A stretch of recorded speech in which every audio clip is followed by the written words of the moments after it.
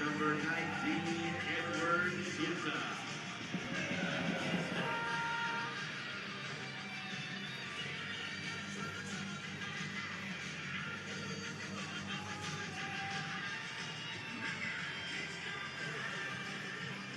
Number 27, Bruno Rendon.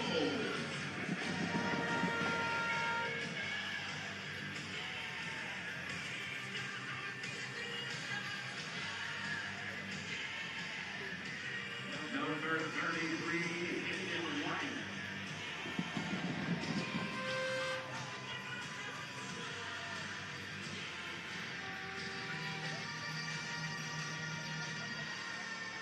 Number 41, James Musa.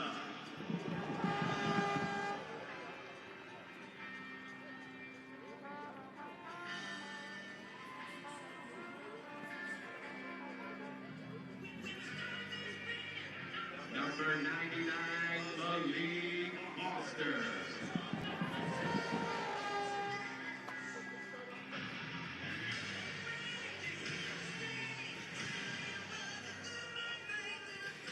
And the captain, number 14, Aiden Wynn.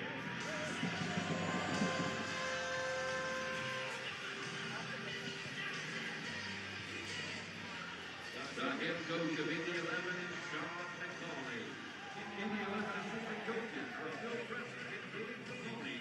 The goalkeeper coach is Andy Smith. The head athletic trainer for Indy 11 is Josh Gresham. And the team doctor is Dr. Ashley Ward.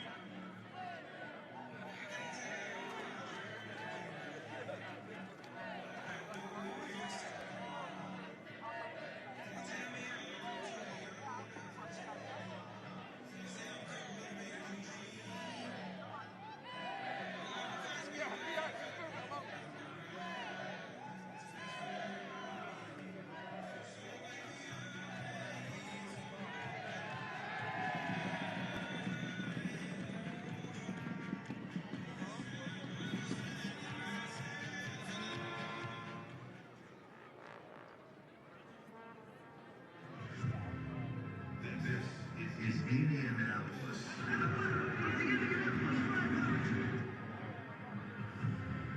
This is the Indy 11.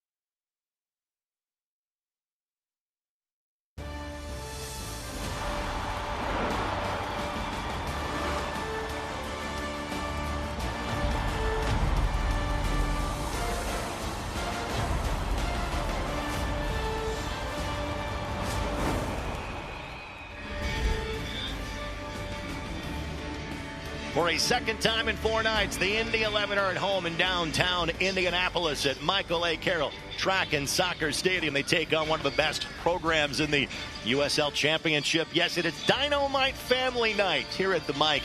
Thanks for joining us for Indy 11 Soccer on Wish TV and ESPN+. Pitchside alongside former Indy 11 legend Brad Ring. My name is Greg Rakestraw. Thank you so much for joining us, Brad. It is good to be with you. And for the Indy 11, it is a quick turnaround from Wednesday night, a match they played 120 minutes worth. In fact, a little bit more than that, but they got the victory. Brad, what sort of momentum carries over from that last-minute win against Miami FC on Wednesday? Winning's contagious, right? So anytime you can get 3 points, even if it's the Open Cup, that gives confidence into the team, and they come to, look to try to continue that here tonight against the Battery. Well, for the Indy 11, it was service from Cam Lindley in the 123rd minute. Hayden White, a day after his 30th birthday, got the game-winning goal for the Indy 11 to knock off Miami FC for a second time this season. Of course, last year, Indy 11 made it all the way to the U.S. Open Cup semifinals and Sporting Kansas City. Indy 11 played a largely rotated squad on Wednesday night. In other words, should be fresh and ready to go for the challenge of the Charleston Battery tonight. And that challenge, well, a guy that's been one of the best goal scorers in this league since he joined it in 2020 is Cal Jennings. After being with the Tampa Bay Rowdies last year, he's got 5 goals in 5 games in his debut season in Charleston. Yeah, off on a tear. This is a guy that knows how to score. He's coming in with tons of confidence. He's scored in 4 straight games, and he's going to be an absolute handful for Indy 11. He is in his 6th professional season. He has already scored 70 times, and he is in the top 10 in the history of the USL Championship in goals scored. At some point in time, he could easily be the goals scoring leader in the history of this league. Time now for our injury report. It is brought to us by our friends at Community Health Network Sports Medicine. Oliver Bernays and Romario Williams both out this evening. The Bernays injury suffered in that Open Cup match on Wednesday. Stay tuned. Starting lineups, opening kickoff from downtown Indianapolis comes your way next. You're watching USL Championship Soccer here on Wish TV and ESPN+.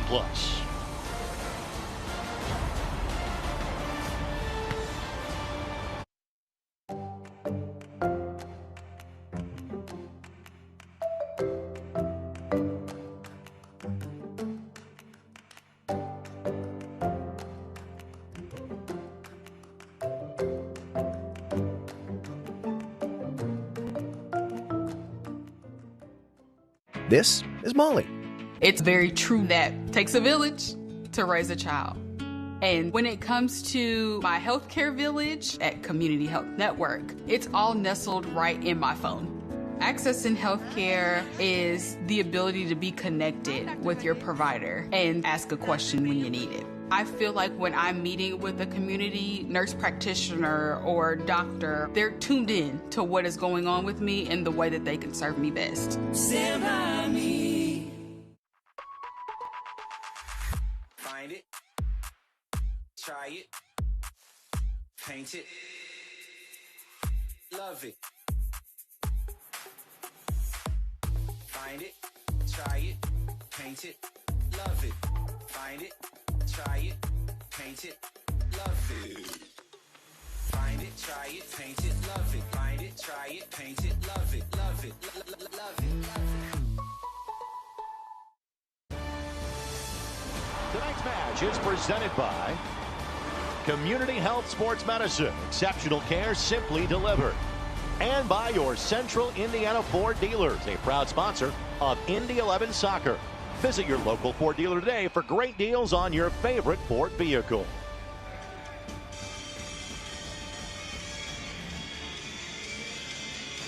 Time for our starting lineups. They are brought to us by your Central Indiana Ford dealers. Central Indiana Ford dealers, proud sponsor of Indy 11 Soccer. Again, Cal Jennings is new up top. Most of the names on that list are back from last year or were great players elsewhere in the league, like Langston Blackstock in Pittsburgh, Husu Landry in New Mexico. And how about M.D. Myers, a hat trick for a second consecutive season in Open Up Cup play. Charleston beat Tormenta 4-0. Myers scored 3 times on Tuesday night. Now for the Indy 11 again. They've got some guys that had to go through it on Tuesday. Most notably, Aiden Stanley played all 120 and is right back out there for tonight. Everybody else kind of rotated. Players like Murphy, Quinn, and Blake were not in the 18. Same for James Musa. So it is a largely rotated side with a couple of exceptions tonight. And notice those kits that you see on that screen. The debut of the 3rd kits for the Indy 11. Thanks for joining us for USL Championship Soccer here on Wish TV, ESPN+, and hello to our audience listening throughout North America tonight on Sirius XM FC 157. Good pressure by Aiden Quinn to get things going. And Charleston controlled both matchups against the Indy 11 a season ago, as Malloy will draw the foul for the Charleston Battery. By the way, our match officials, Natalie Simon is our referee. Noah Kenyawani and Fernando Pina are our assistant referees, and Alex Beeler is our 4th official for tonight's festivities.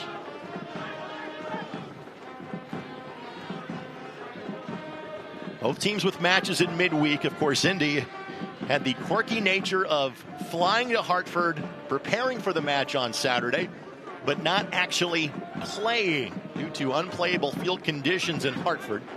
So maybe a little less miles, not in terms of travel, but in terms of on the actual shoelaces themselves. Torres with the service, ball headed down by the Battery.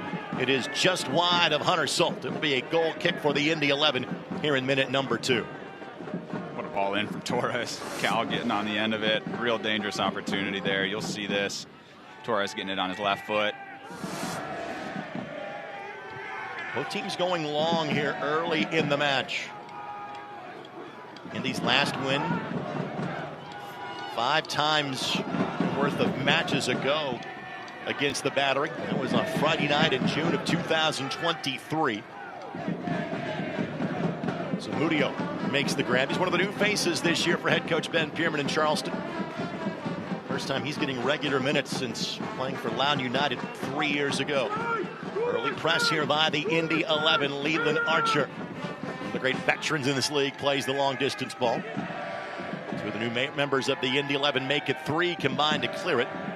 Pat Hogan, James Murphy, and Bruno Rendon. And again, Bruno played a whole lot of minutes on Wednesday night.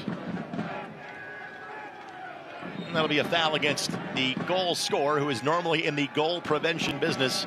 That's Hayden White. Brad, Indy lining up in a 3-4-3 tonight. What do you think about the slight formational change for Sean McCauley? Yeah, I mean, it looks like he's trying to get a little bit more offensive. You look at the right side of the pitch, specifically, you got Foster and Rendon. That's a dangerous two players running at you if you're the Charleston Battery. And obviously, you got Blake on the left, who's, typically playing a little bit more inside. Looks like he's playing a little bit higher up to the left. So a little bit of a different area for him, but you can see him floating around, finding the ball, trying to dictate play for Indy. Battery have won their last 3 matches, including Open Cup play.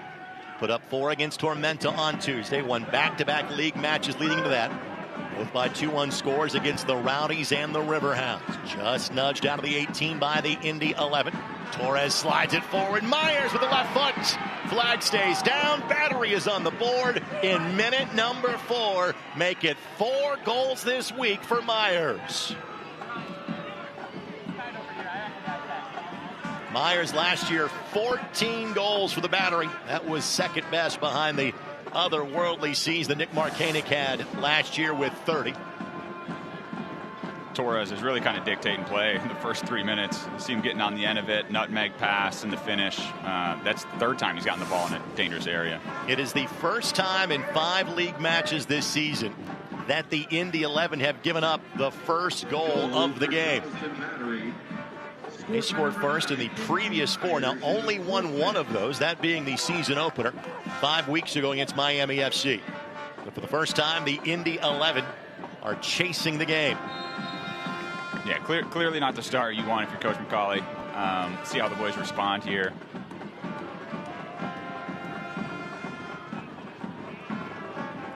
To our keys of the game, they are brought to us by your Central Indiana Ford dealers, proud sponsors of Indy 11 soccer.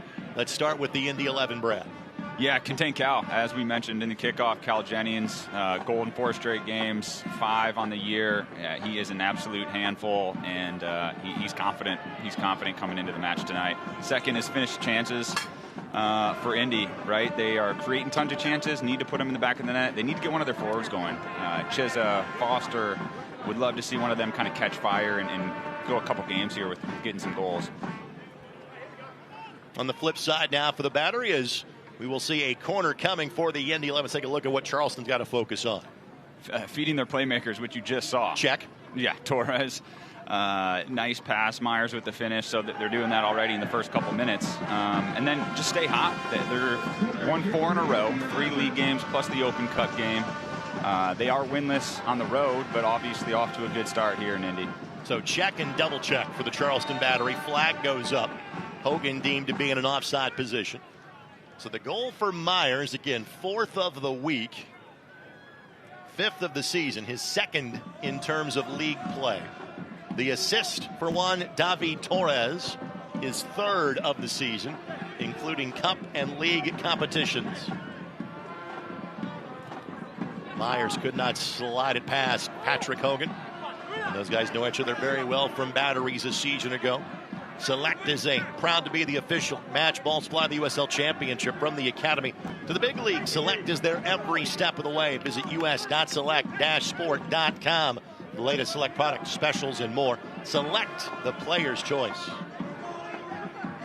Well, the surprise for Charleston, not as the fact they have won 3 coming in league action and a 4th in Open Cup play, is that they've lost 2. They have been one of the best teams in the league since Ben Pierman set foot in Charleston, following a successful stint in Memphis. Lost their opener to Lou City, no shame in that, 2-1. Lost at North Carolina on March 29th, 2-1. It's a team that Indy played here 2 weeks ago and played to a 2-2 draw in terms of NCFC. But really, Brad, it's gotten to the point in the Eastern Conference where it's Louisville and then Charleston. Those are the 2 teams that you set your watch to.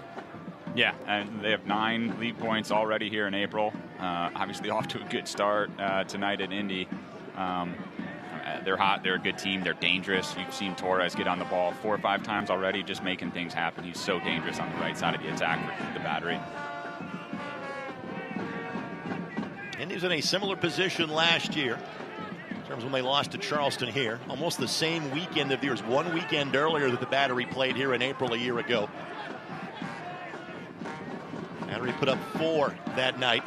Indy had the tough draw of playing Charleston and Louisville back-to-back in that stretch of April. Really before Indy got going. It was right after that loss to the Battery that Indy caught fire and did not lose for 2 months. Torres puts that one right into the chest of Hunter Salt. And Salt maybe broke a sweat on Wednesday night. I'll tell you more about that in a moment. First, this for our friends at the Keystone Group, specializing in transformational developments, construction management, and investments. Sean McCulley not happy with the distribution there by his team. Quick opportunity here for Jennings. Heads it away from Salt. Myers will follow it up, asking for an offside flag. It will not happen. Make it 2 for the Battery. A brace for Myers, and we're just 9 minutes into this one. Well, the Battery dissecting the Indy 11 on the field right now.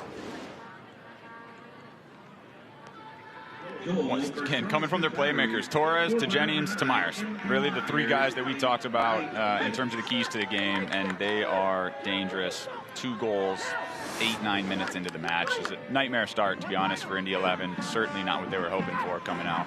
Myers has had a month this week. That's 5 goals in less than 100 minutes of soccer between Tuesday and Saturday. Give Jennings the assist. You would give Torres the hockey assist, if you will. Yep. But it went from bad to worse for the Indy 11 as they now trail this by 2 in front of the home fans here in Indianapolis. Not only do they have 2 goals, obviously, they're really just dictating the play. Indy's having a hard time possessing the ball, having a hard time getting it from their backs up into the midfield, up into the attacking areas. It's been all Charleston Battery. See Blackstock playing along the back line for Charleston. That's a bit of a difference in how he played for Bob Lilly in Pittsburgh the last couple of seasons. Aaron Malloy drops back, and he is one of the, if not the best, one of the best holding midfielders in the entirety of the league. The stats don't tell the story of what he means to the Charleston Battery. He is the guy that keeps everybody glued together on cue at a dangerous ball to Myers. Yeah, when you have a guy like that as the 6, as the holding center mid, it really allows your outside backs a lot of freedom to get forward, and it's hard to defend. Hayden White Rodriguez knocks that ball sideways from him. And an Indy 11 throw-in coming next. For both these teams and for the entirety of the league, next weekend is a step away from championship action as Jack Blake will be called for the foul against Malloy. Teams in the championship begin their Jägermeister Cup runs. And for those of you that are casual soccer fans, you're like, wait a minute, there's a lot of different cup references that we're making here on the broadcast. Both these teams played in the U.S. Open Cup earlier this week. Next week starts Jägermeister Cup play. And that is the new competition featuring teams from both the championship and League One. So 38 teams In that competition next week, Charleston goes to FC Naples, who's been fantastic in League One in their debut season. Well, the Indy 11 go to a franchise they are linked to because of one man, Peter Wilt. They'll play forward Madison. Peter, influential in the creation of both the Indy 11 and forward Madison. So Breeze Stevens Field is where Indy plays next Saturday night. Shadows, literally, of the Wisconsin State Capitol. A place I know that you know very well. Yeah. I played some summer soccer for the Princeton 56ers, and our home games were out of Breeze Stadium. Coached by Jim Launder, who won a national title with the Wisconsin Badgers back in the 90s. Great town up in Madison, and Fort Madison has had a good couple of years for sure in League One. Of course, this match is brought to us by Community Health Sports Medicine, official sports medicine provider of the Indy 11. Exceptional care, simply delivered. Jennings. White with him step for step. Took 3 defenders to finally slow him down. And there are, you can count on less than the fingers on one hand as Quinn is fouled. To finish the thought on Jennings, there are so few players where you could feel could replace what Mark Koenig meant to this team. He is one of those guys. He's that good of a player. Yeah, 10th guy to reach 70 goals in a career, and he's done it the fastest. He's an impressive player. The active goal-scoring leader is Cameron Lancaster. He was with Lexington in their first season of the championship. He's got 80. Jennings sitting on 70. Augie Williams on 77. Sebastian Guenzati 75 of the guys still getting it done. That one shepherded across the byline by Joey Apononu. Goal kick coming for Luis Zamudio. Fans, you can show your Indy 11 Pride, your exclusive IMCU Indy 11 debit card at any IMCU branch or online at imcu.com today. Morstein Kelly is the all-time goals scoring leader in this league. Former Indy 11 player. Only player in triple digits in terms of USL Championship goals scored. It has been all battery here in the first 13+ minutes. Blake, the takeaway. Foster, the find of Chisholm. Little side of the foot action over to Blake. Blake's cross hangs up well, but is eventually cleared by the battery. And played sideways for an Indy 11 throw-in, or no, that was deflected off of Jack Blake. So it will be a throw-in coming for the battery. It last touched Aiden Stanley. 13 minutes in, that was Indy's best, most dangerous attack thus far. Obviously, they'll look to do that. Went into Chiza, wide to Blake. They can replicate some of those movements here. Jennings gets across Hogan. Again, here comes the opportunity, but Rodriguez sends that just a bit too fast, even for the fleet feet of Jennings. Throw in coming here for the Indy 11. Indy sees the Charleston battery early. We said, hey, the two teams in the East that you kind of point to and say that's the ones you got to get past. Charleston, Louisville. Indy doesn't see Louisville until later in the year. New City is first here at the end of August, and Indy doesn't go to Lynn Family Stadium till October the 4th.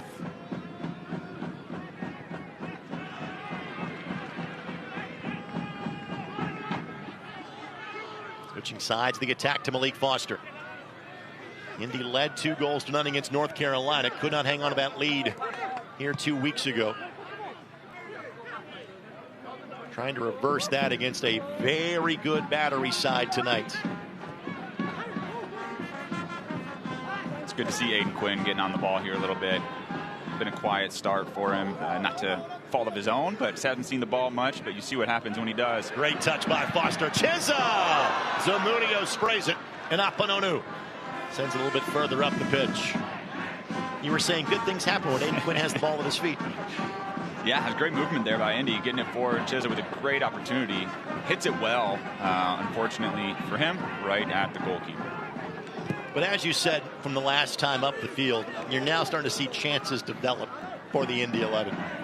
Yeah, and they're, I think the whole season, really, they've done a good job creating chances. It's kind of that last ball, the last shot, kind of tucking it away. Even there with Chizza, hits a lot of pace on it, but can he tuck it into the corner? Foul going to be called against Hogan. And Brad, what you said is an accurate statement, yet Indy's averaging 2 goals per game in league play. It could be a whole lot more. What is really troubling for Indy is that they've allowed 9 goals now in 4+ matches. And that's clearly not a recipe for success. But frankly, it was thought defensively this team's going to be pretty solid this year, and it's not been the case so far this season. Yeah, not ideal. I don't think Coach McCauley's probably too happy with that. A couple games giving up 3 goals, which you never like to see. 2 already here early against the Battery. You know, a little bit of a different lineup here in formation here as well. That's a little bit more offensive. Quinn and Torres get a bit tied up. Jennings commits the foul. Torres back for another season with the Battery. Might be one way to slow him down a little bit. Torres picked up his 3rd assist in league play on the last goal, and not all that much there, but nope. 2 good players, got a lot of pride. Fans, the USL on CBS Sports Network continues in April. Hot starting San Antonio FC take on the reigning USL Championship title holders in the Switchbacks of Colorado Springs. This one across the face of goal and just kept out and then swept to the side. Charleston has been so aggressive offensively, I can't even get the league promotional material in a proper fashion. That's how good they have been on the attack. Guess who? Torres on the ball, clipping it to the right. Maybe Malloy has a shot there, but it is not his nature. He is always the guy that's going to try to set it up for a teammate. So Torres will over to the near side corner flag and send the service in minute number 18. We'll finish that thought on the San Antonio Colorado Springs matchup coming up in a matter of moments.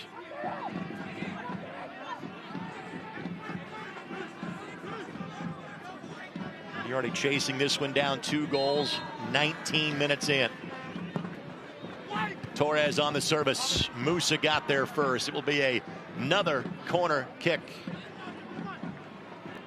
So now we can tell you that on April 23rd at 8:30 Eastern on the CBS Sports Network, be sure to take on San Antonio FC, the defending champs in Colorado Springs, again only on the CBS Sports Network.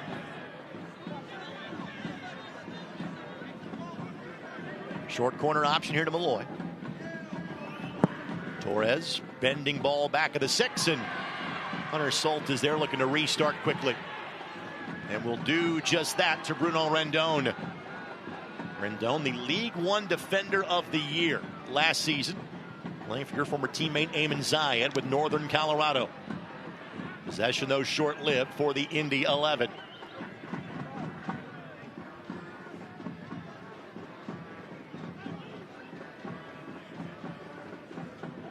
Malloy's been getting on it more for the Battery, really helping possess it for him. Obviously, Torres here again.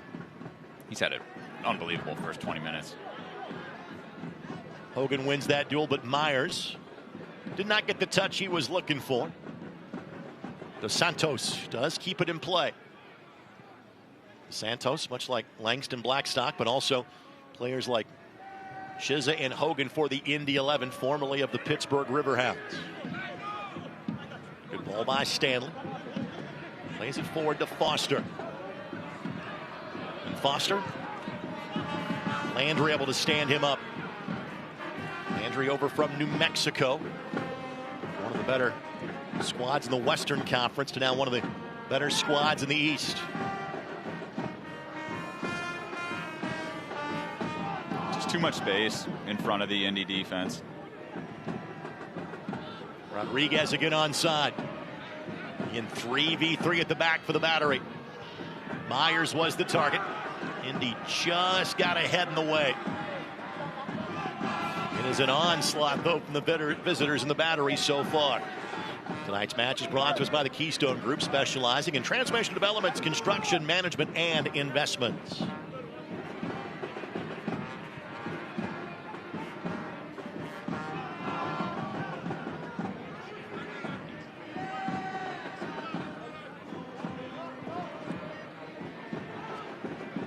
Chisholm just couldn't settle that one. Leland Archer will play it to the side. Throw in coming here for the Indy 11. Restart is a quick one. Chisholm trying to hold things up, but trying to body up Leland Archer is not usually something you are going to win. Reason why he has been a stalwart of this battery team for a long time.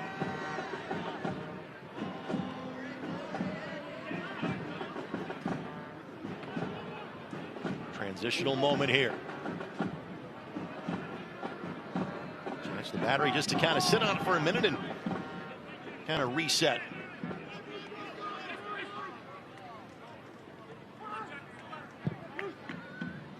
Torres lofts this one up.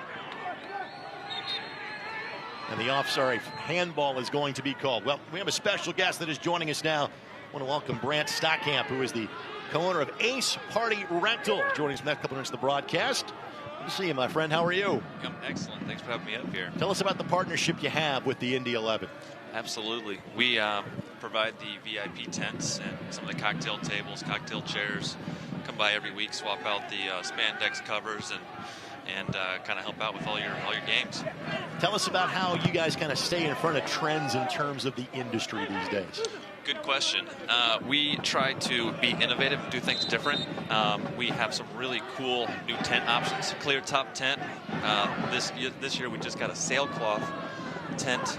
Really cool, innovative backdrops, custom backdrops with neon signs with your names on them, things like that for your Instagram pictures. I was going to say, I know that given the first 3 weeks of weather we've had for Saturday night home games, we know they're rainproof at this point. Absolutely, and believe me, we are ready for some 70-degree and sunny weather as well. What would you like people to know about the services you provide here in Central Indiana and beyond? Good question. Just that we provide the best customer service we possibly can. The owners are actively involved. We're there listening to the questions and talking to the customers and send people out. We'll run out ourselves and make sure things go perfect for your event. Something doesn't look right, you don't get something needs fixed, we'll be there. We'll make sure it happens and your event goes perfect. Finally, any suggestions how to make up a 2-goal deficit 9 minutes in? Man, your guess is as good as mine, but you know what? We're going to get better. Things are going to look up, just like the weather. We're going to have a good season. All right, so what's the best way to get a hold of you to find out more about Ace Party Rentals? Good question. Website, acepartyandtents.com, and send us an email.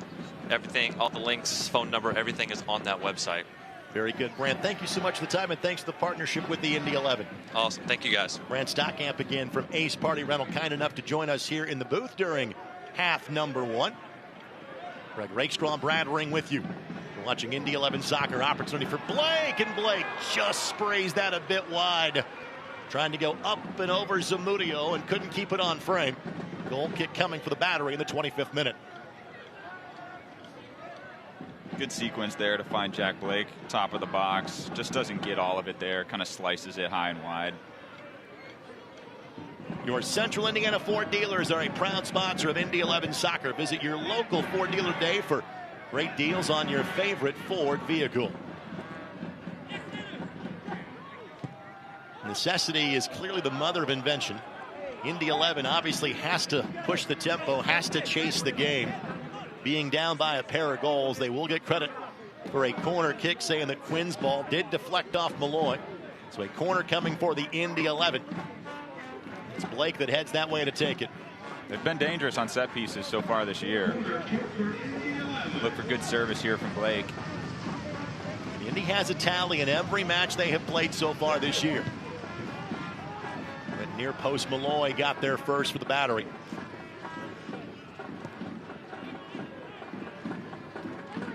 Murphy is the safety valve. One of the new faces for the Indy 11 this year, but far from new in the league. Spent time in Detroit City a season ago, did Murphy. Stanley down the left side. Throw in coming here for the Indy 11. Stanley with 9 assists last year, combining cup and league play, but all of them came from June 1st or earlier. The leave, Quinn. That did take a deflection, I believe, or did it not? The answer is no. All from the left foot of Quinn, so another goal kick coming for Charleston. Quinn with 2 goals already, which is not the norm for him. He is normally the guy that's going to set someone else up. Indy's had some success down the left side here with Blake and Foster and Stanley. We'll see if they can kind of work this side of the field a little bit more. Well, that is so often whom they played through last year with Stanley. Obviously, Quinn missed a good chunk of last year. In fact, he made his season debut not until early August after suffering really his first significant injury of his career back in September of 23 against Phoenix Rising. Tonight's contest brought to you in part by McGowan Insurance. McGowan Insurance Group and Auto Owners Insurance have teamed up to make tailored insurance policies for your family. We've been sitting on the score line for the last 17 minutes and change. Myers trying to add to it. Blackstock could never settle. Salt did not want to take a chance. That was off of an Indy defender last, and he'll make the effort to keep it in play.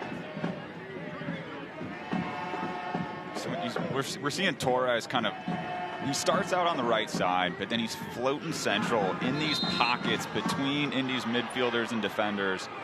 And then when he gets the ball, he's turned, he's facing goal, he's driving at them, and then not only that, he has Myers and Jennings making very dynamic, dangerous runs through. It's leading to a lot of complete chances or even half chances for the Battery. Yellow card shown to Jack Blake for the Indy 11. So restart coming here. Myers, the player that ended up on the turf. And Myers, his second year with the Battery, was the Golden Boot winner in MLS Next Pro in 2023. And there you see the replay from the camera behind the Brickyard Battalion, west end of Carroll Stadium. Bit unlucky, I think, for Blake. I don't think he meant any harm there. It's just trying to poke the ball out. But unfortunately, I think the ref said his cleats were up.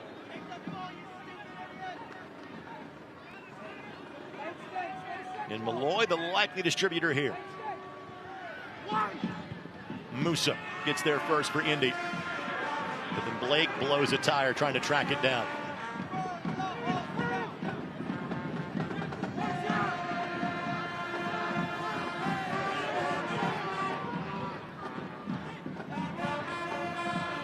Torres finds some space. And the combination play exquisite from the Battery so far.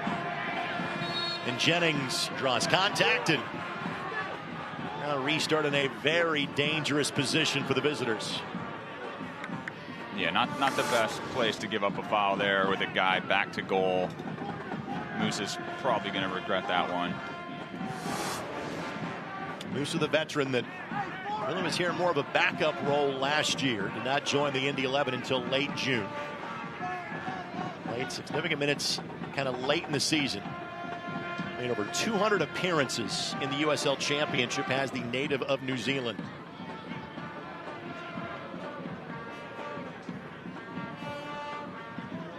Certainly within striking distance. I assume Torres is going to have a go at goal here. Does have 1 goal on the season. Had 8 a year ago. Takes a turn off the wall. And that will be a throw, not a corner. Rolled just in front of the corner flag. Obviously activity and scoreboard both dominated by Charleston here in the early going. Going to make it 4 consecutive wins in the month of April. 3 of those in league play.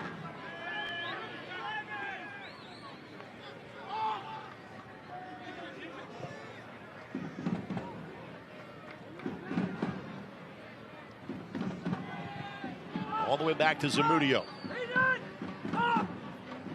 He's only had to make 1 play on 1 shot from Chisholm. So far has Zamudio. Zamudio had the night off on Tuesday in Open Cup action. Same as Hunter Salt largely did for the Indy 11. He appeared briefly at the end of that match, but was brought in case that match had gone to penalties, which it did not, because the late goal from Hayden White. And Foster Does just enough to draw the contact from Usun Landrian.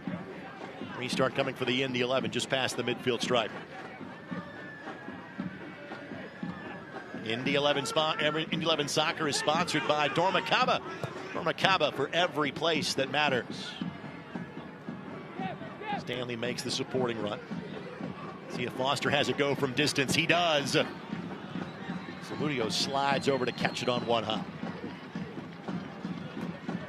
Those chances have been few and far between for the Indy 11. I don't mind Foster taking that from that distance. Yeah, I don't either. And look, that came from a direct kind of know-nothing play, to be quite honest. Maybe that's something Indy can look into, playing a little bit more direct, trying to pick up those second balls. And of note for Indy, Charleston has given up goals in 4 of their 5 league matches this season. Their only clean sheet was against the team that beat them in the Eastern Conference Finals last year in Rhode Island. Blackstock's ball for Salt, a relatively easy play for the second-year netminder for the Indy 11. Much as a season ago on loan from the Portland Timbers. Here's an opportunity for Chiza. And Archer with him step for step and plays it off to the side.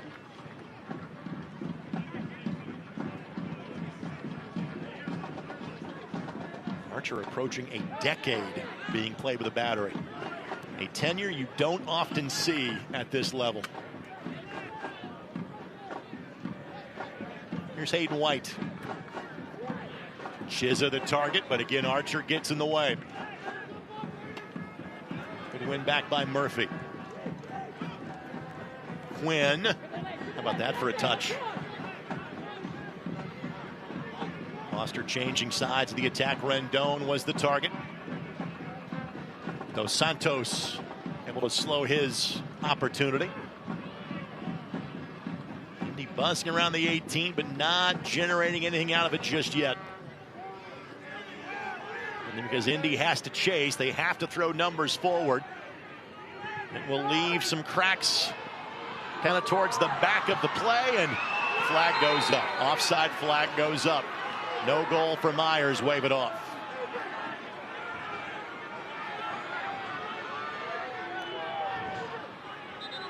Myers thought he had another one, but the offside flag went up. It was close. It was close. We see a replay here. Once again, Torres on the ball. Does look like he's a touch off. I think that's a great call by the sideline referee. And obviously in this league, you have one opportunity live to get it right. Yeah. You cannot rely on the VAR to get in here and say, hey, go and put the flag up. Doesn't work that way here. No, that was a good call. To be honest, live, I thought he was on, but he was definitely a touch off. That's what Myers does, right? He pushes the limit. He's making dangerous runs. He's staying on the backside of defenders' shoulders. He's hard to track. He's fast. He's energetic. And then when he gets his chances, he finishes them, as we've seen this week with 5 goals. He's got both in the first 9 minutes of this one. Myers 19 goals with NYCFC's 2 team in 23. 14 goals last year. Foul whistle against the battery. We hope you started your Saturday by listening to Soccer Saturday on 93.5 and 107.5 The Fan. Head coach Sean McCauley and members of the Indy 11 like Hayden White, Reese Charles Cook, and Cam Lindley all join the show. Podcast available now, anchor.fm/Indy-11.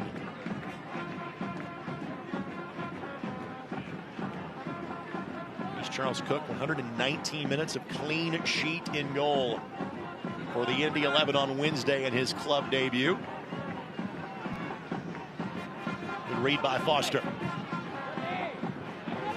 But Archer has been at his best tonight. Nothing has gotten past him.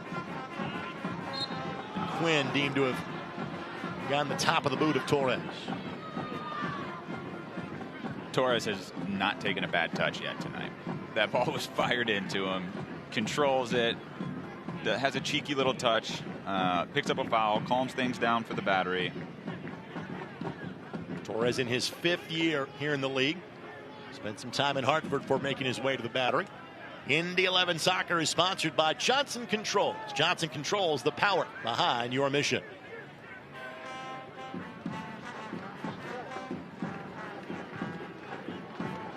Brad, how would you rate the importance of getting one back before halftime if you're the Indy 11?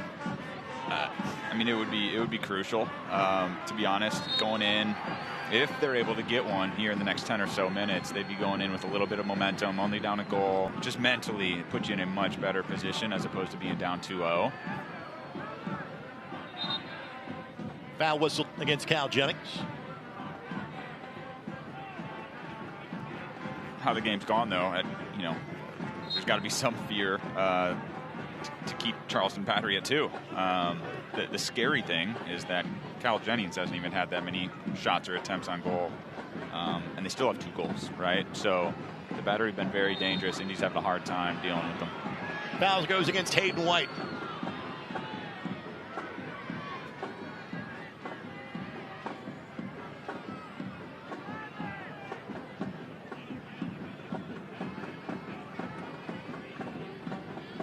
Stay tuned. Coming up beginning of the halftime show, we'll hear from the head coach of the Indy 11 in Sean McCauley.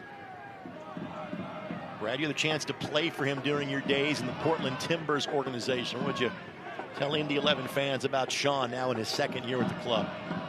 A great coach, great guy, a player's coach. Really, everyone loves playing for him, has nothing but good things to say about him. I think supporters like him. He's very complimentary of all the supporters, but certainly BYB and other fans here in Indy. No-nonsense guy that is diverse and can play a couple different ways, comfortable with different formations. You see that with, you know, kind of the team that was rolled out for the Open Cup. He's got some benefits and a lot of talented players on this roster, so that helps as well. But great coach, great guy. Nothing but good things to say about Coach McCauley.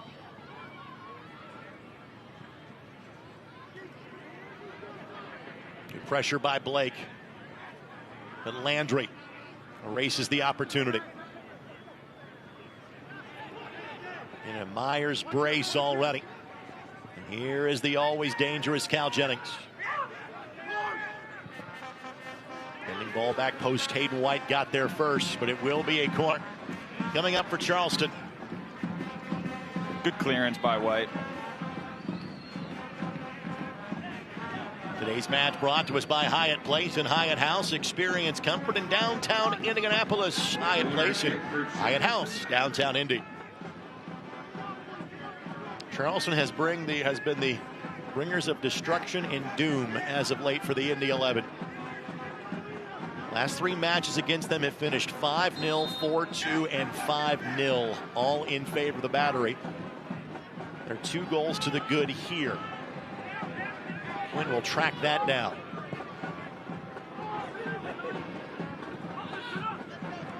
Foster trying to use his speed, but Landry wins that one away. And then Rodriguez draws contact from Murphy.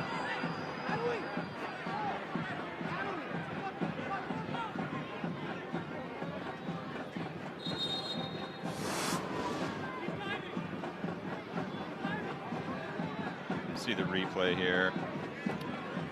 Foster's fighting for the ball, wasn't able to get it.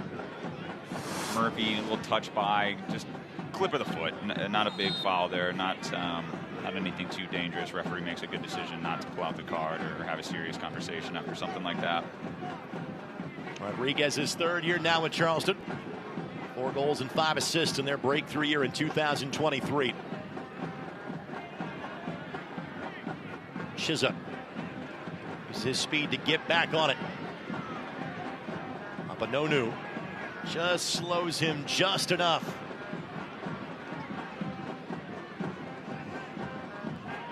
But there's not a lot of wins in the midfield right now for the Indy 11. No, there's not.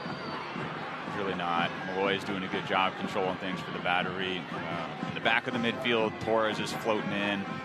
Then you have Jennings and Myers checking in. Rodriguez, their movement is really, really, really good. And Indy's having a hard time kind of keeping track of them. And then when Battery gets to the attacking third, having a hard time staying with those runs.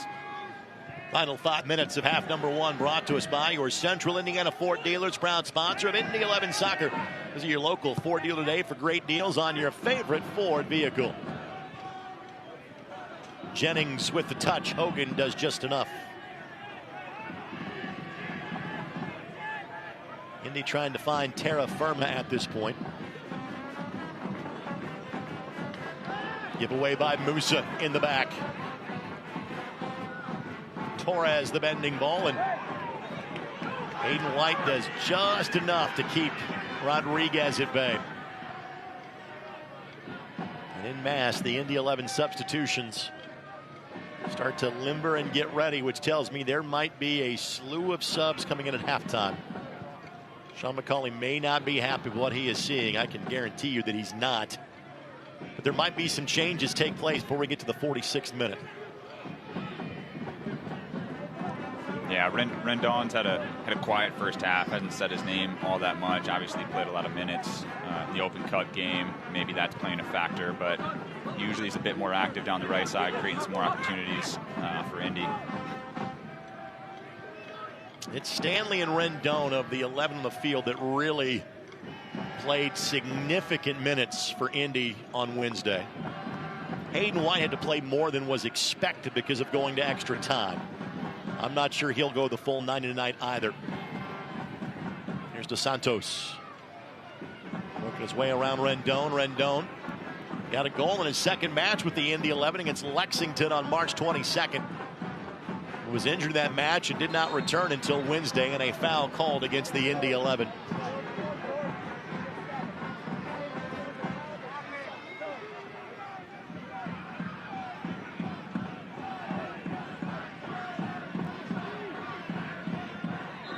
Archer's coming in a little bit.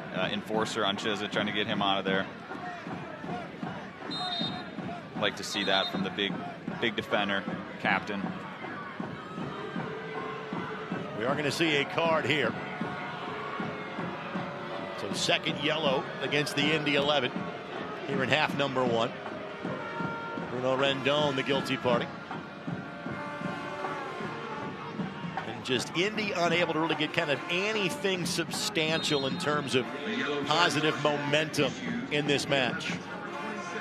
Yeah, you know, they've had a couple chances, but I think Chiza is the one that sticks out. The other one was a Blake shot from outside the 18. Foster shot outside the 18. It's just that final touch, that final pass. Even there, Indy's trying to pass out of the defensive third and a little bit in front of Foster. Can't get to it. Goes out of bounds. Battery's going to be back on the ball here. Obviously, Torres down behind the play. He is claiming should have been a foul whistled on that play. It was not. Indy was going to kind of use the advantage, but ball's kind of hopped over the feet of Malik Foster on the far sideline. Now the trainer being waved out for the Charleston battery. Let's take a look at what Torres's claim might be here. A little bit of a shove in the back. Foster kind of retaliated and may have just grazed him across the face. Yeah, it didn't look like all that much contact, but you're right. He did kind of raise his arm there. Kind of more of a reaction, I think, after getting nudged a little bit in the back. Fans, you can take the boys in blue with you wherever you go. Get the Indy 11 app for Apple or Android, of course. Not the boys in blue tonight. These are the third kits for the Indy 11 announced earlier this week. And obviously the checkers, a featured part of it that has for many years been a feature in the Indy 11 uniform. It is in all three editions this year. Home blues, the road reds, and the third kits you see here. Not the first time that Indy has worn black attire. It doesn't happen very often. Normally it has been with a racing themed night that Indy has worn the all black attire in years gone by.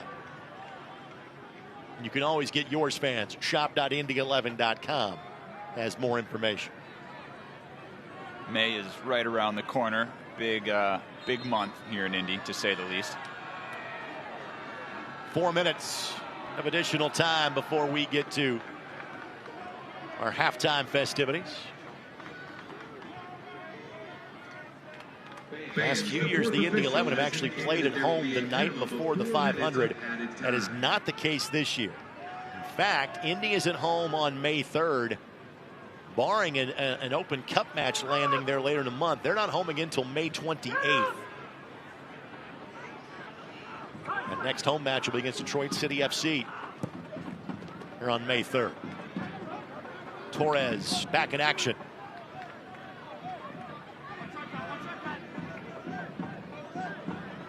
Good work by both Quinn and Stanley to slow down Juan David Torres.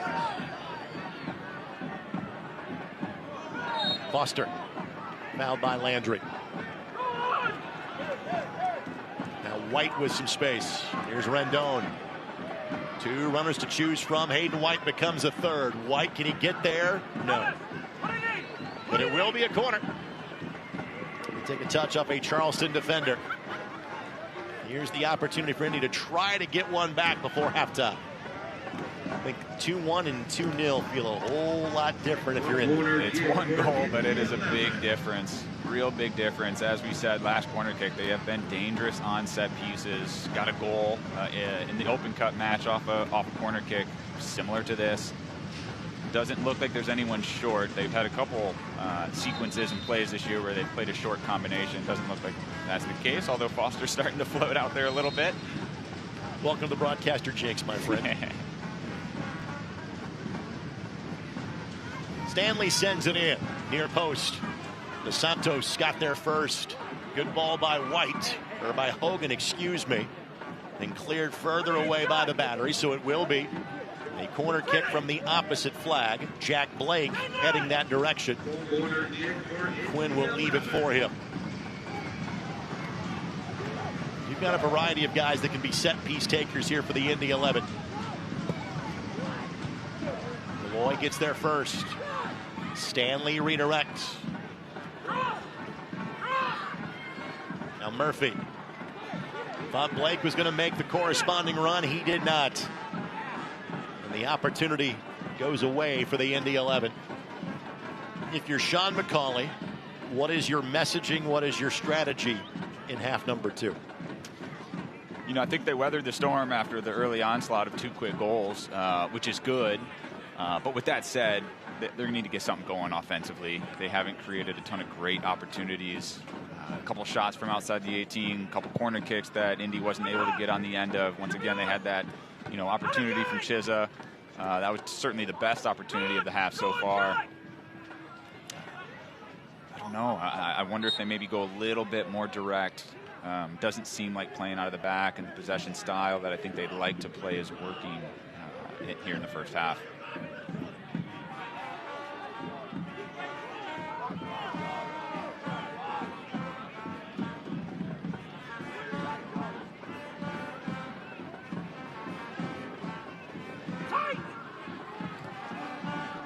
Jennings the target.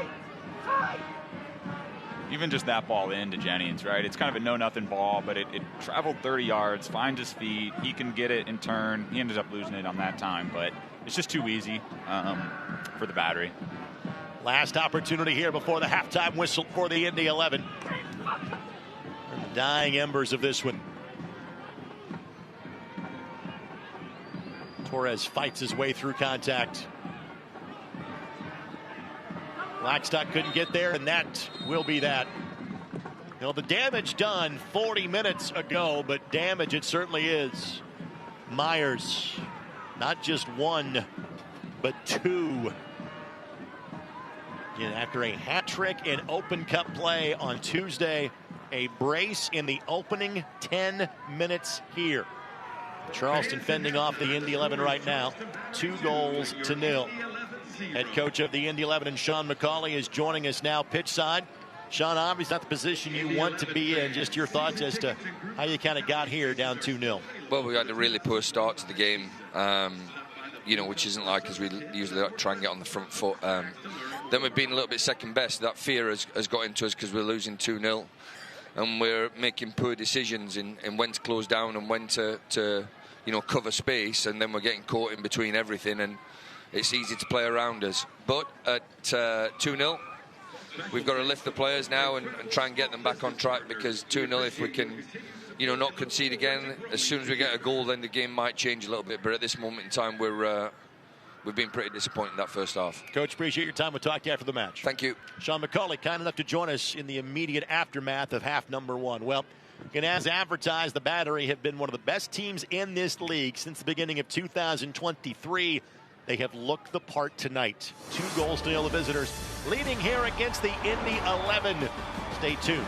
More halftime coverage from downtown Indianapolis comes your way next. You're watching Indy 11 Soccer on Wish TV and ESPN+.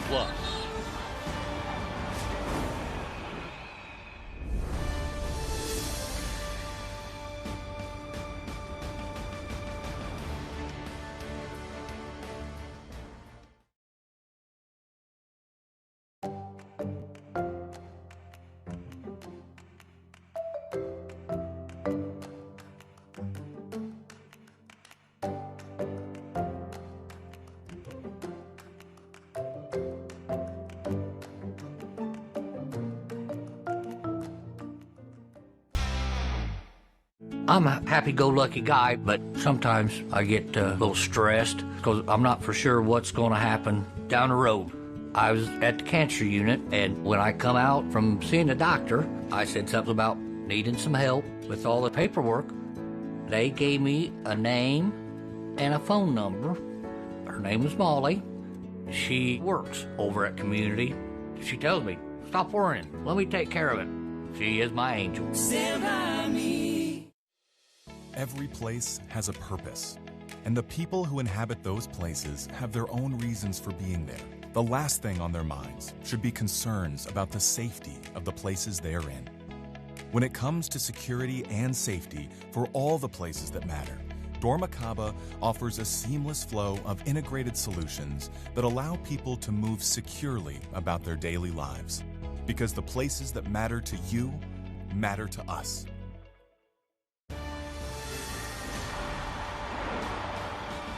Halftime, and again, dynamite family night.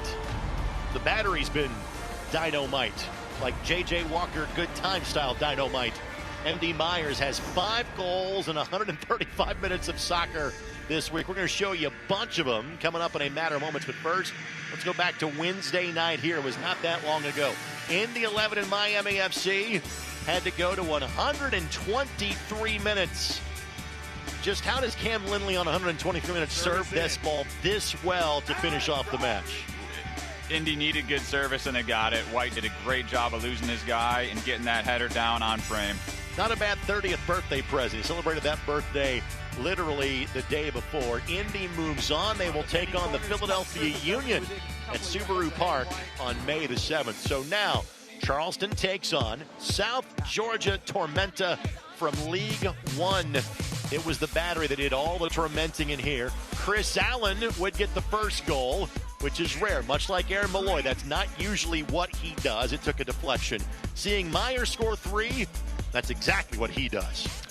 Yeah, I mean, look, he's continuing that streak here tonight. 3 goals on Tuesday in the Open Cup, 2 goals here in the first half. In Indy, he has got to be one of the most confident players in the league right now. Well, again, Myers would pick up a hat trick for a 2nd consecutive Open Cup stretch for the Battery. The Battery, by the way, will be playing host to DC United at Patriots Point on Tuesday, May the 6th. Brickyard Battalion looking on. Their team trails by a pair of goals. You're watching Indy 11 Soccer on Wish TV and ESPN+.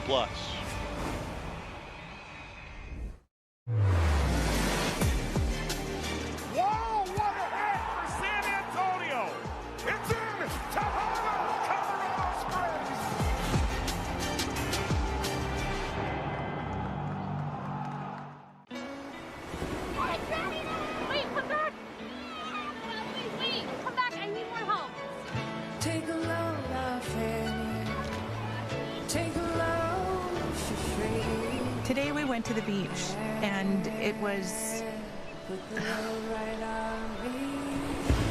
totally worth it.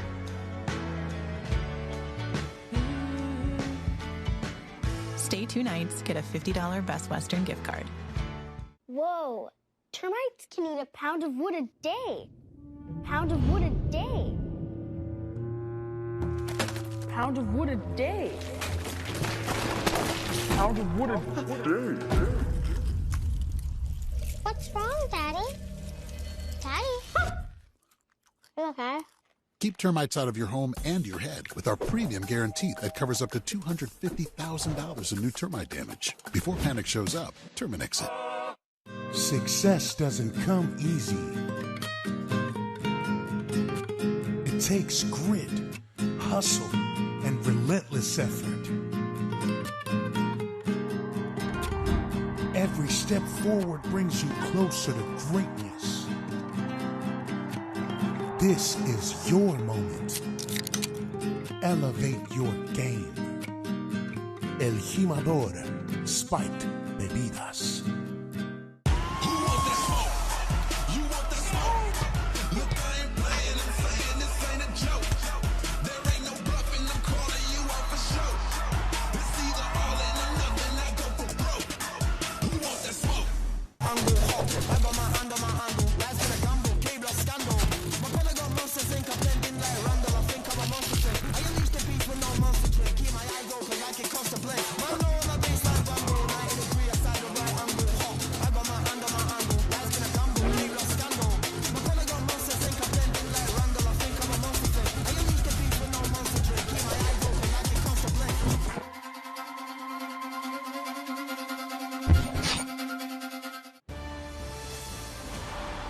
Those third kits being featured by the Indy 11 tonight, but the Indy attack is yet to feature a goal. MD Myers has both of those for the Battery.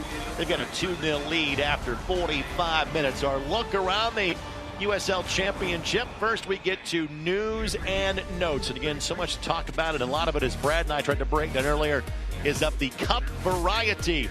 12 USL Championship clubs advance. 7 get to host MLS sides. The Battery are one of that group. Not the case for the Indy 11. They're going to the Philadelphia Union on Wednesday, May 7th. Well, there is a whole new slew of clubs that are set to join the championship in League One. It's great momentum for this league, but frankly, promotion relegation discussions a big part of that as well. Could be and should be a new team in Western New York in the very near future. Already 1,000 season ticket deposits for the new team in Buffalo. And as we talked about earlier, both these teams are fighting the championship, and in League One will play in USL Jägermeister Cup play next week, and both of these teams will take on League One sides. The Battery goes to FC Naples, while the Indy 11 head up to Southern Wisconsin, and they take on Forward Madison. Several late afternoon matches in the USL Championship today, so look at scores from earlier today. Detroit gets a big win against Rhode Island, 2-0. Hartford gets their first win of the season, beating Birmingham 1-0. The Oakland Roots get a 2-0 victory against Orange County. And how about Miami? Struggled to score here against the Indy 11 on Wednesday, but they have picked up 2 against North Carolina FC.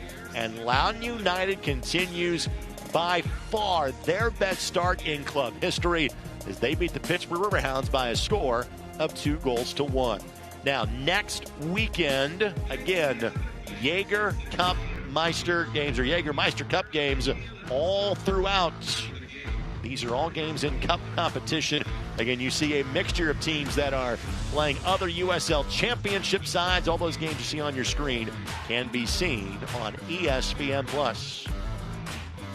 What potential changes are available for head coach Sean McCauley and company?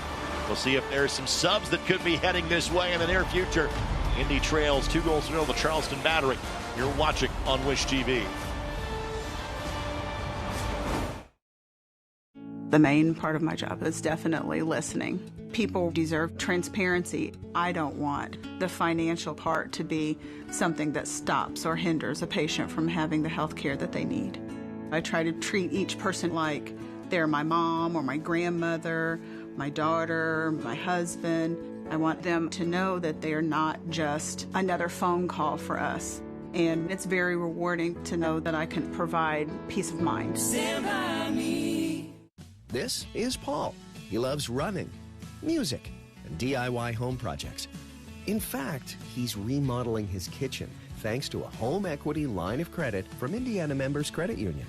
They connected him with a loan officer, got him approved at a great low rate, and made it easy for him to make his monthly payment from anywhere thanks to IMCU's digital banking. Looks like Paul can do it all with a little help from IMCU. Success doesn't come easy.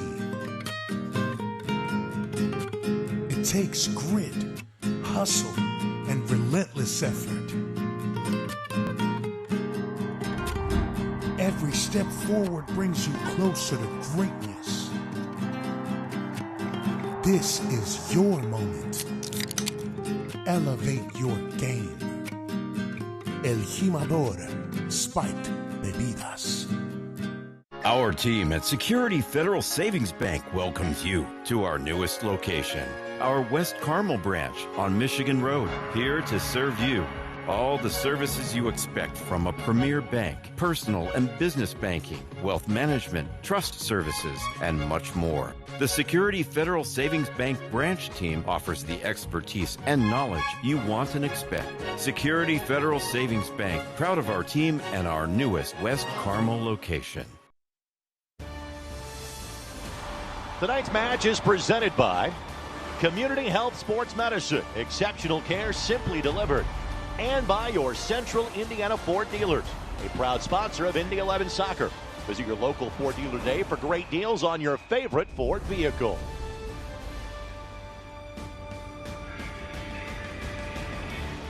From the Indy 11 perspective, you know it's going to be difficult when you play a Ben Pierman coach team. That's been the case in the first half. 2 quick goals belonging to M.D. Myers, the battery. Indy's been chasing the game ever since against match pitch side Greg Rakestraw and Indy 11 legend Brad Ring. Simply put, Brad, how do the Indy 11 turn this around in half number 2? I think they might be able to play a little bit more direct. I don't think we see any subs out of the gates, but Elliot Collier is someone who played a lot of minutes in the Open Cup game. He can be a big direct target that they can play off of. I wouldn't mind seeing something like that. I'm sure Coach McCauley is thinking of his options if nothing changes here in the first 10-15 minutes of the second half. Does M.D. Myers have more goals in him? We've literally showed you his 3 Open Cup goals in halftime. Let's show you his 2 first-half goals in this one in halftime. Your thoughts about the talented second-year man for the battery? Yeah, a lot of this is starting with Torres. You'll see this here, the toe poke through to Myers. Myers does great, taking it with his left, finishing it near post. So Myers with goal number 1. It did not take long for him to find goal number 2. No, once again, Torres to Jennings to Myers. It's the 3 guys we highlighted to kick things off. They have been dangerous, they have been dynamic, and Myers has been the beneficiary of the goals at the end of it. So that is the story and kind of the end result. Here are the numbers throughout the 45 minutes. And of those numbers, Brad, the obvious thing that jumps out to you, Battery's had the ball for 63% of this match. And it's shown, it's shown on the scoreboard, 62%. Sounds about right. It seems like they've had the ball a lot. They've created a lot of dangerous opportunities. They're pushing the limits. They've been offsides a couple times. Myers is playing great. They've been solid defensively too, to be honest. Obviously holding Indy to no goals and not too many good opportunities. The ones Indy has had have been from distance. No changes yet in terms of the 11 for Coach McCauley. Full, certainly squad on the bench available. A lot of those guys had significant minutes on Wednesday night. Collier, Amo, the targets from a scoring standpoint. Lindley, if needed in the midfield, though, again, he put in a long shift on Wednesday. No foul given either direction there. Throw in coming for the battery. No substitutions here for Charleston, and why would they, given how they played in half number 1? Hogan didn't want to take the chance. Gives the throw. Hogan spent the last 2 years playing for Bob Lilly in Pittsburgh. A lot of former Riverhounds in this game.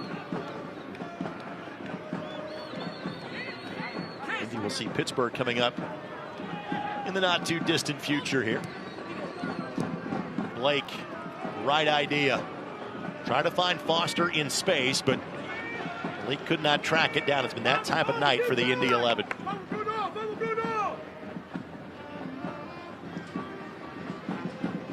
Of course, this match is brought to us by Dormicaba for every place that matters. One thing Coach McCauley said at halftime is Indy's been a little bit slow to react, right? Battery's picking up the balls in the midfield, getting the second balls, winning the first balls.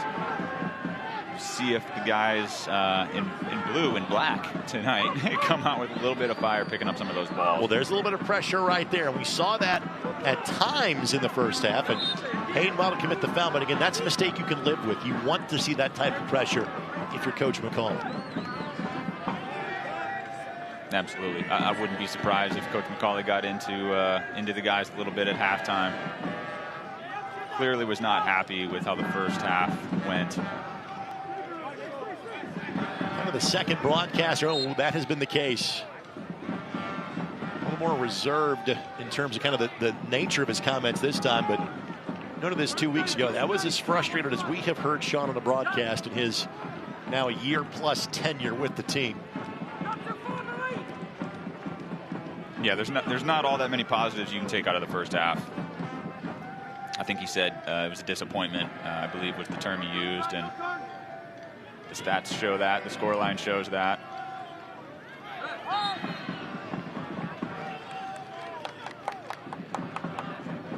Restart coming here for the Indy 11.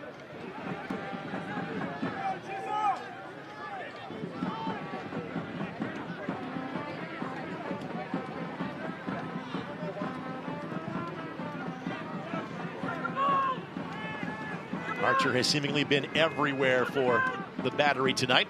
He tracks that one down. Here's Chisholm at his first Indy 11 goal about this time of the match 2 weeks ago on a tremendous effort from Malik Foster. And they put him on the team of the week, tracking down that ball with an assist. Malik had a goal against his former team in the Switchbacks 3 weeks ago here. Jennings on the front foot. Lays it across, and Musa gets a boot to it. That'll be a throw-in coming for the Riverhounds. This portion of this match is brought to us by Johnson Controls. Johnson controls the power behind your mission. Restart his equipment. How about that blast? My goodness! What a shot to make it 3 for the Battery. And that is Rodriguez that finds the back of the net. Partner, I'm trying to figure out how they lost 2 of their first 3 matches this season. It's because we can sit here and from the Indy perspective and lament what the Indy 11 are not doing. To me, it's about what that team wearing white tonight has been doing. Incredible shot. Just curls it far post, up and over Salt. It was a nightmare start to the game for Indy. It's a nightmare start to the second half. That is the absolute last thing that you would want to happen if you're an Indy 11 fan, or certainly Indy 11 staff and players. 3-0 is a tough scoreline to come back from against anyone, but certainly the Charleston Battery. Second time in 3 home matches that Indy has allowed 3 goals. That is now 10 in 5 league matches played this year. We have 40-plus minutes left to go in this one.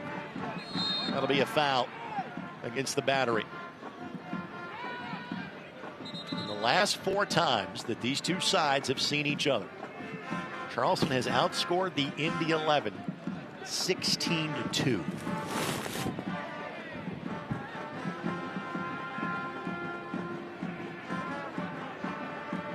Of course, this match is brought to us by Community Health Sports Medicine, the official sports medicine provider of the Indy 11. Exceptional care simply delivered.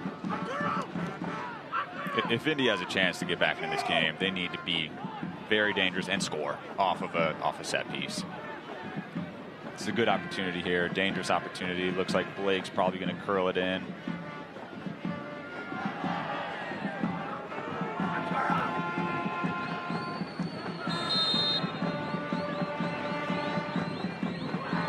Back post, and Archer was there. And here comes a counter opportunity for the Battery. Torres in stride. Rodriguez in front. Stanley to Hayden White. And a throw-in coming in front of the Battery bench.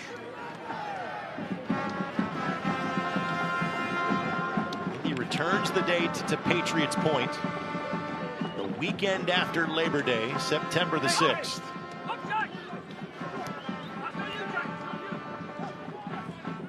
Apanonu with no real pressure on him. Young man that played soccer here in the Midwest, Bowling Green. Chizza buzzing around him.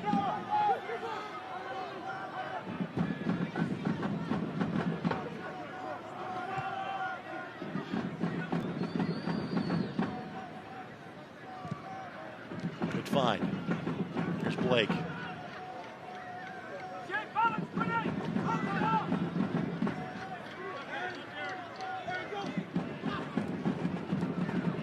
It's better from Hogan there. Last couple times it was more of a thoughtless ball forward.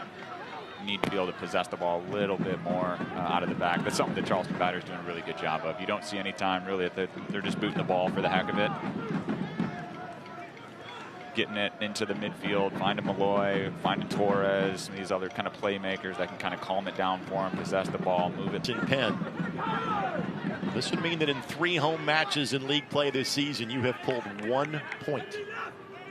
That's not good. It's not the recipe for a playoff run, that's for sure. Need to protect home, need to pick up points at home. The only saving grace for the Indy 11 is that they are really not just 1 match, but almost 2 matches behind some teams. They did not play the opening weekend of the season. They and Rhode Island were in that boat.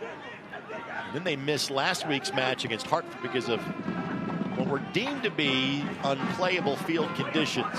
Now I think Indy would take exception to that. But that's a conversation for a different day. Yeah, it's a good point. It's still very early in the year. No need to press a panic button or anything like that. As you said, they've only played 4. Some other teams have played 6. They have the talent. They have the guys on the roster. It's just about getting them together, making them click. And even as they sit right now, it's not like they're dead last in the table or anything like that. So certainly a rough 54 minutes here against the battery, though. Opportunity here for Malik Foster. Archer in Blackstock, shadowing his every move. It was at this point last year where Indy really caught fire. They'd like to start that process tonight. Bruno Rendon, the target. Ben Ofemu will be the first substitution. Looks like they enter this match for the Indy 11. And he went the distance on Wednesday night. Fans, you can show your Indy 11 pride. Get your exclusive IMCU Indy 11 debit card at any IMCU branch or online now at imcu.com. Famu now returns to the corner flag. He is in full uniform and ready to go when need be.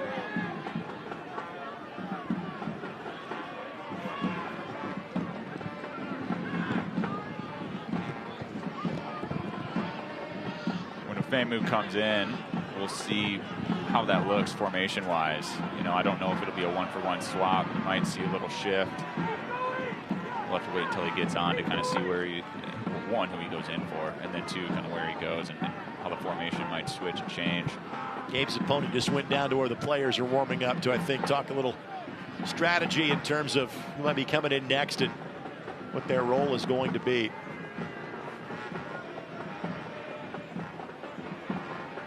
Talking to Finn McRobb over there, who made his club debut in the Open Cup on Wednesday night.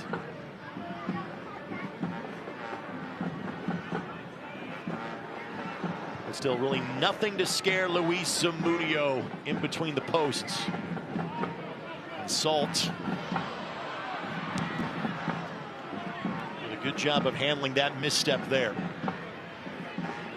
Here's Jennings, the leave. Musa tracking back, and then Hayden White did a good job of drawing contact to kind of squelch the fire there. Nervy 20 seconds there from Indy. Kind of a rough back pass from Hogan leading to it. Musa does a good job retreating and getting it off of Myers there at the end. Really enjoyed chatting with Hayden on Soccer Saturday this week. Hayden had a lengthy career in England before coming here at the end of last August. Really enjoying his time in the States. Played all the way from really the championship down to the National League over in England. Foster gets around a man, beats the keeper. Can he find the angle? No. And there was the first true opportunity for the Indy 11 tonight. Zamudio's had to make really 1 quality save so far. Look, the effort from Chiza and then Foster getting it by the goalkeeper. Just can't quite get around it and get it on frame. It was a very tight angle from that spot on the field. It's Foster's speed that creates opportunities like that on nearly a match-by-match basis.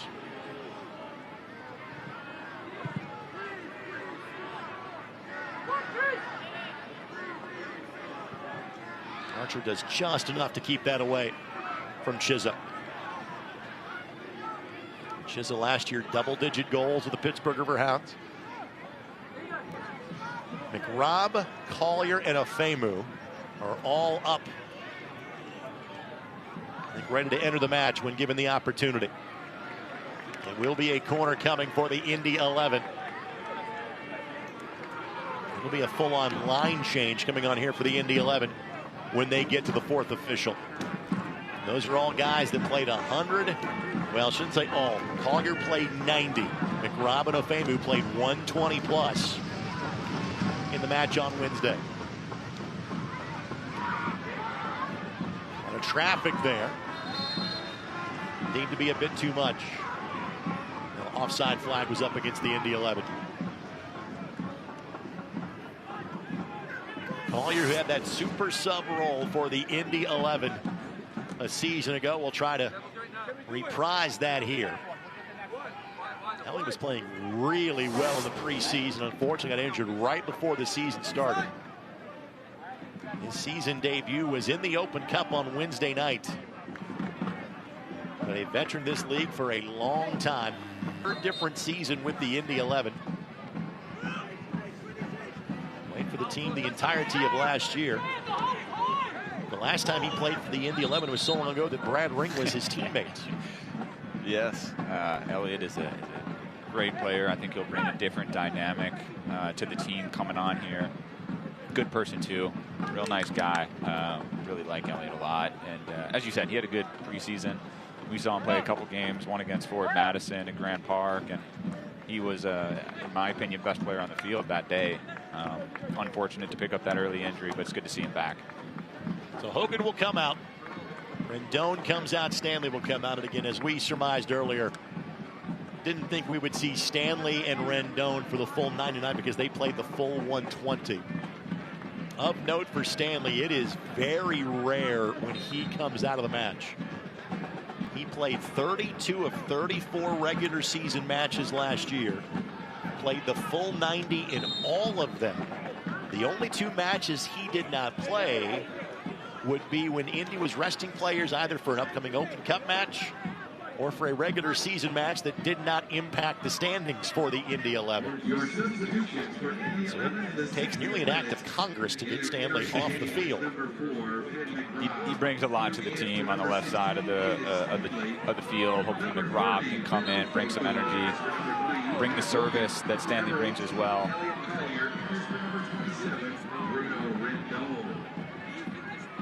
Now called against the Indy 11. Looks like Elliott Collier's kind of playing on the right side of the field, right mid.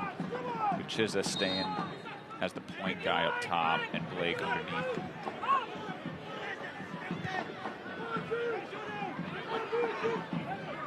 Two early first half goals for MD Myers. Early second half goal for Rodriguez. And it's a 3-goal lead, and Murphy and Collier not on the same page.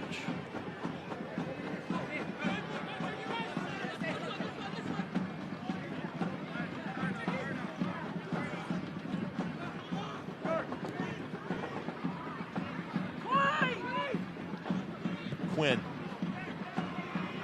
trying to spring the speed of Foster. Just couldn't connect.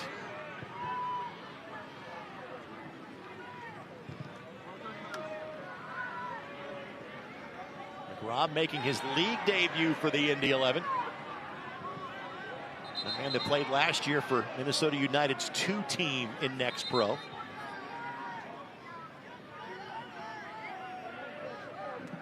He was outstanding in his club debut in the Open Cup match on Wednesday night. It's one good benefit of the Open Cup. Sometimes it gets guys minutes. You see in Collier kind of gets him some minutes coming back from injury. McRobb gets him his first minutes of the year. Collier couldn't get there in time. Tonight marks Elliott Collier's 38th appearance as a sub in Indy 11 history. It's time for Brad's indoctrination into sudden trivia on the program.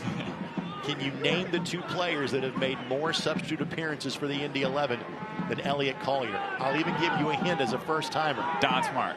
There's one of them. You were teammates with both of these players. Ooh. I was pretty confident with Don Smart. I don't know if I have a good indication of the number 2 guy, though. Well, Don is actually number 2. The other player had 1 more appearance as a substitute. You got me. I don't know. Waving the white flag on this one. Be gentleman Matt Watson. Okay. At 41 career appearances as a substitute, Don Smart 40, Elliot Collier 38. Matt played for the team for 3 seasons. Don played for the team for 4 seasons. Elliot's been here for basically like 1 3/4 seasons, which is what makes that stat all the more amazing. Here's Chisholm. Now Blake goes down. Was there enough in it? The answer is no.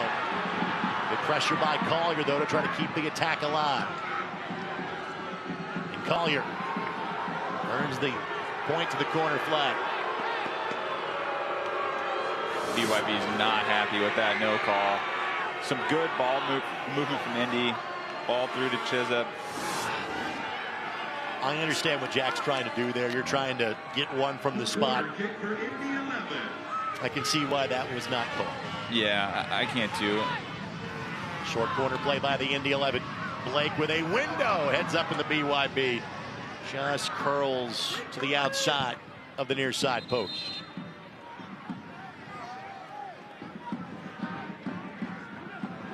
Just a reminder, watch Wish TV, your local news source. Find them online at wishtv.com. A couple of very talented players to check in for Ben Pierman, his first 2 subs of the game. Guys that have been frequently starters over the years. Chris Allen, he got his first goal in a Battery uniform in the Open Cup win on Tuesday night. And Emilio Icaza. Icaza in his 3rd year with the Battery.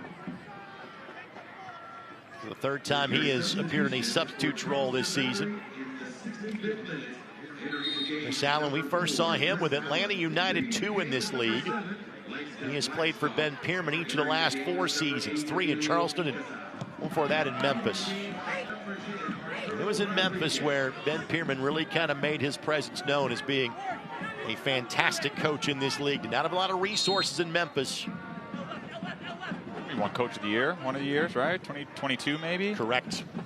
He has ties back to Michigan State, where he played there with Indy 11 alum Greg Janicki. And was the head coach of Detroit City kind of before they made the jump to the NISA level and then eventually to the championship. Our buddy Trevor James is now the sporting director. Manny Dicchio in his 2nd year as the head coach. And in DCF's got a really good win today in beating Rhode Island. Trevor's done a great job up there in Detroit. Central Indiana Ford dealers are a proud sponsor of Indy 11 soccer.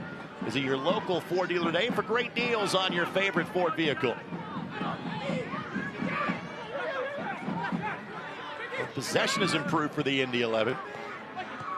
Chances perhaps as well, but obviously they have yet to dent the scoreboard.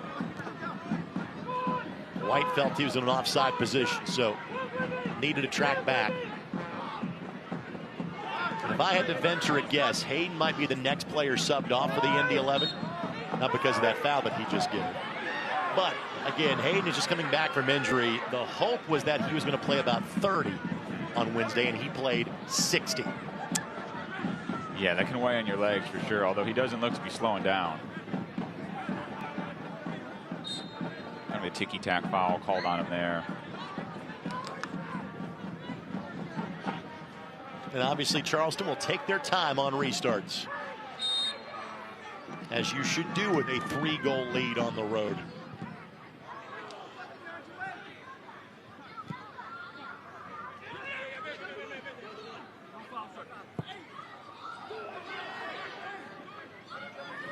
I thought you said it very well early in the match as Icaza and White get a little tied up here. Charleston's doing this without really utilizing Cal Jennings all that much tonight. Now, he will put in such an effort. He'll make his presence felt unless he is subbed off here at some point in time. Yep. Yeah, he's been energetic. I mean, he hasn't been the guy at the end of the. And he has an assist in tonight's match. True. Which, that's the caliber player he is, right? We're saying, hey, kind of quiet night for Cal, and he's got an assist. Yellow card just given to Hayden White as he and Ikaza got tied up. Malloy goes down. Not enough in it, says our referee. Played off of Dos Santos for an 11 throw-in. Elvis Amo is headed to the bench. And he got lengthy minutes on Wednesday. His role for this team, the veteran of so many USL Championship seasons, will be similar to Elliot Collier. As Collier got involved in a 3-car pileup between Ikaza and Dos Santos and draws the contact. But Amo will be coming in momentarily for the Indy 11. This portion of the match is brought to us by the Denny Company. He's tearing down the past so you can build the future.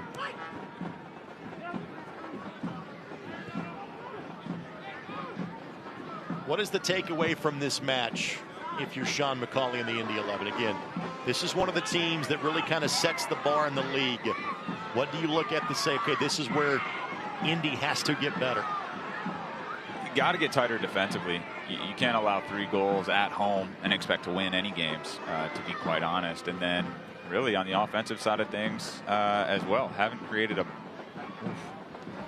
Hard to tell where that shot was going from Torres there. But need to create better chances offensively. We've seen a couple from distance, semi-dangerous on set pieces. But, I mean, to be blunt, Coach McCauley's not going to be happy with much from this game so far. Now, there's 22-plus minutes to try to turn that around. We got 4 fresh new players on the field here in the last couple minutes. So we'll see if they can change the energy and can create something offensively. So Amo is in, Chiza is out, and that will be probably a pretty regular rotation. See Chiza for about the first 65, 70, 75 or 80 on some nights, and Amo to finish it off. Elvis, much like Murphy last year with Detroit City FC before making his way to Indianapolis. Collier. Your substitution for Indy 11. Good combination play. Opportunity! But Quinn could not finish. We're looking for his 3rd goal of the season, which again is not normally his MO, but he clearly would have taken it if it were the Indy 11.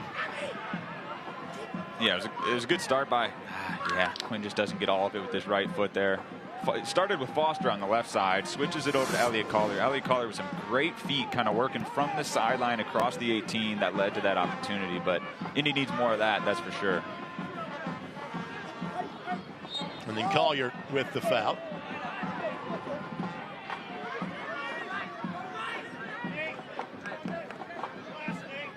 It's those feet of Collier is what makes him so unique.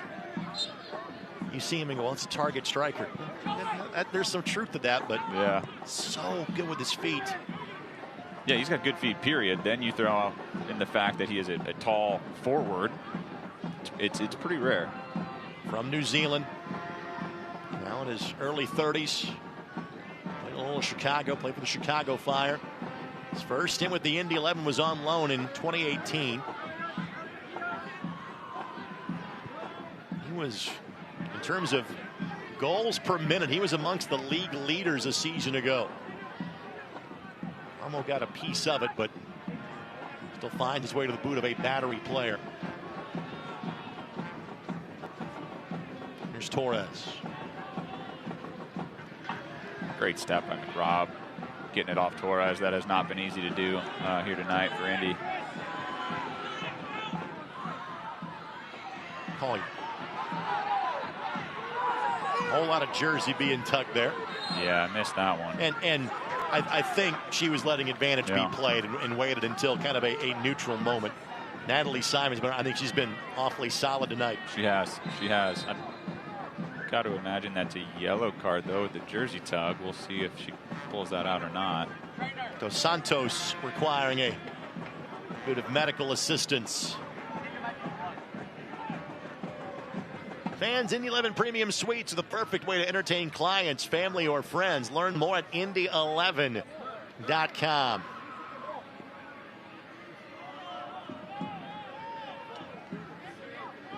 Indy has one more substitution available and one sub window. And Pierman has 3 subs available and 2 windows in which to use them. And obviously Dos Santos may need to see the fight doctor to continue. I didn't see what happened there, but caught the wrong end of that one. Jackson Conway is the most vigorous player, loosening if necessary, currently for the Battery. Blake to send it in. That's Malloy that got there first. And Jennings just kind of swings that one sideways.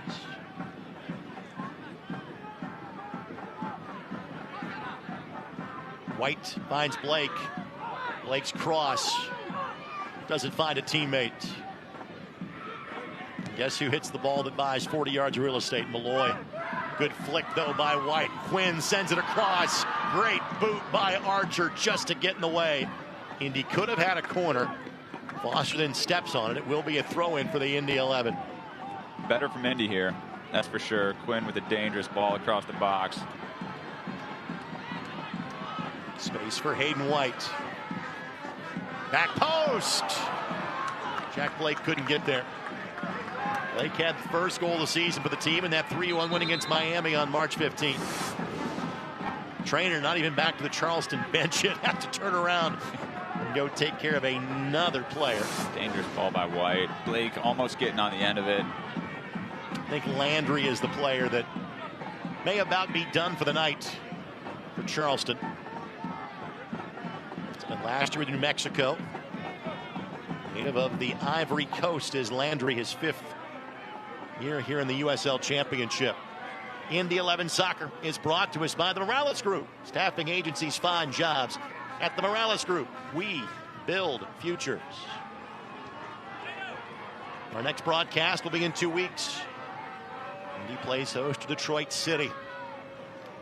That great match, you'll see some Northern Guard supporters make the trip down I-69 to get to Indianapolis. May 3rd. We'll have that one for you.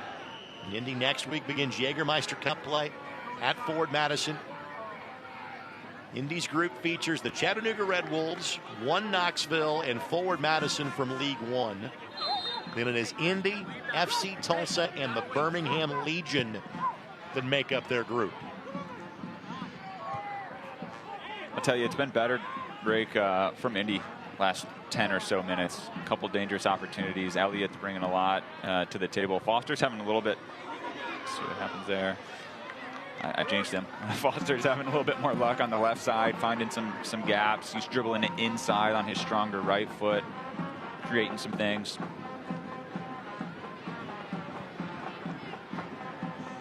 Pair of substitutions getting ready to make their way to the 4th official for the Battery. One of them is John Klein. Looks like Mark Segbers is the other. Segbers, a really talented veteran of many years in this league. Much like Ben Pierman, as well as my broadcast colleague, guy that has Big Ten ties, played at Wisconsin. Segbers' minutes have been really limited so far this year. In other words, Charles can be even better when Segbers starts to factor in. The give and go. McRobb does just enough to kind of. It's a great play by McRobb. Blow up the run. Yep. Now Foster. Using that pace at the back. There's Malloy. And frankly, kind of a neutral position game, which is kind of what this feels like it's stuck in right now. It's perfectly fine for the Battery.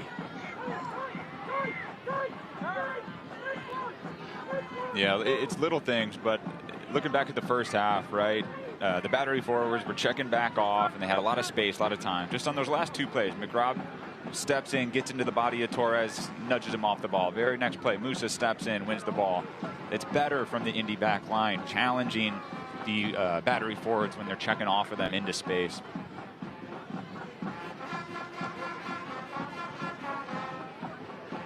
Battaglia still at full song, find the soundtrack of this game, even if they have had little cheer about of their team tonight.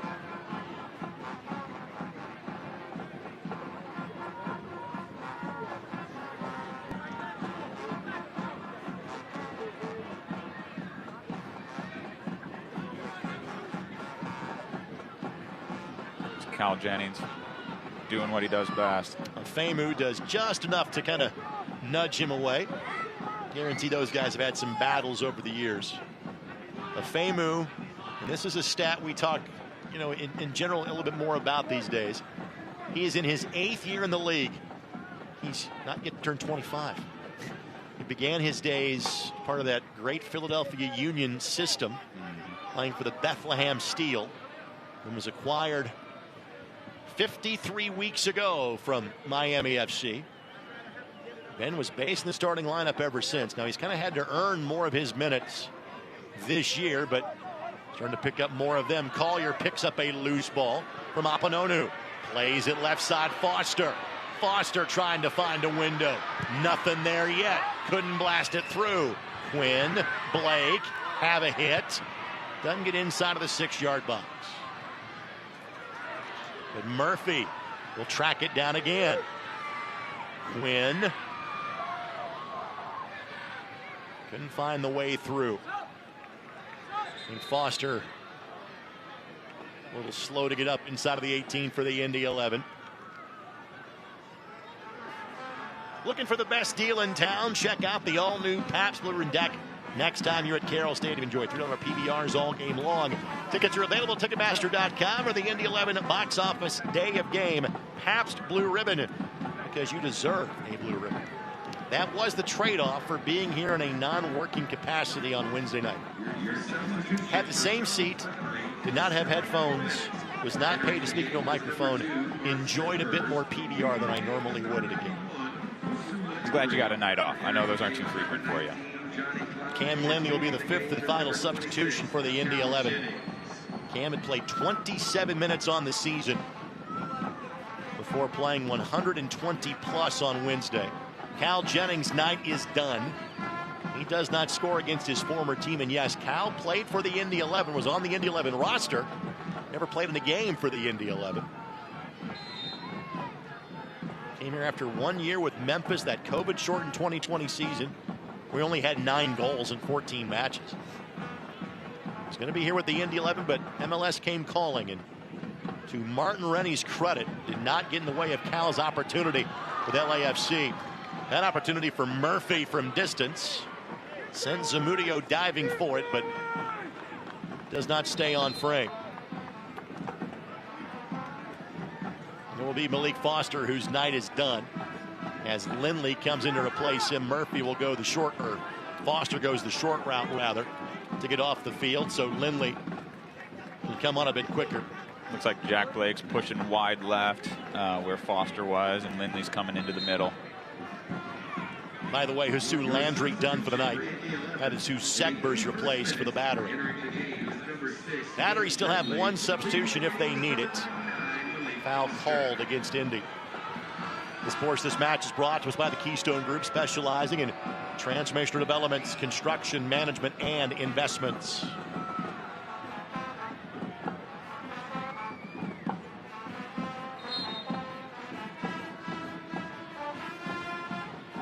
Well, the team from the Low Country has been in the high rent district in terms of talent and the table from the beginning of 2023. They were a very proud, and still are, obviously, franchise, but one that started to struggle a little bit.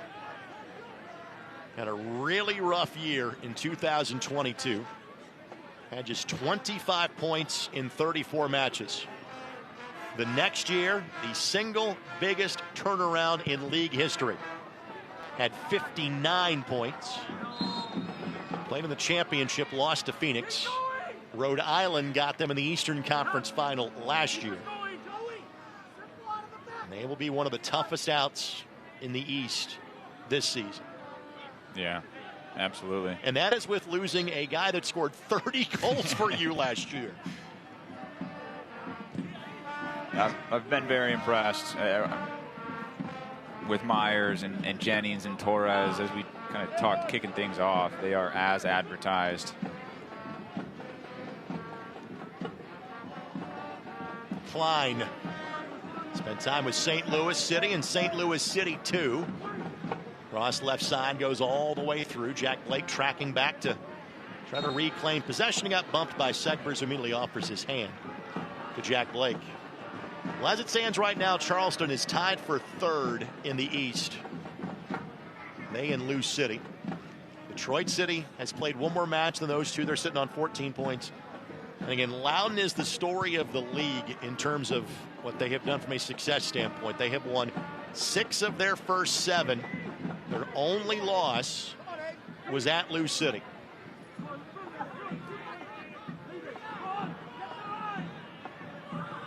Collier. It's been that kind of night for the Indy 11. That takes a deflection and goes right into the hands of Luis Zamudio. And as it stands now, Indy is in 8th, which is the last playoff position. But again, Indy has 25 league matches left to go. And I have to rewire the math in my brain. I'm so used to thinking you play 34.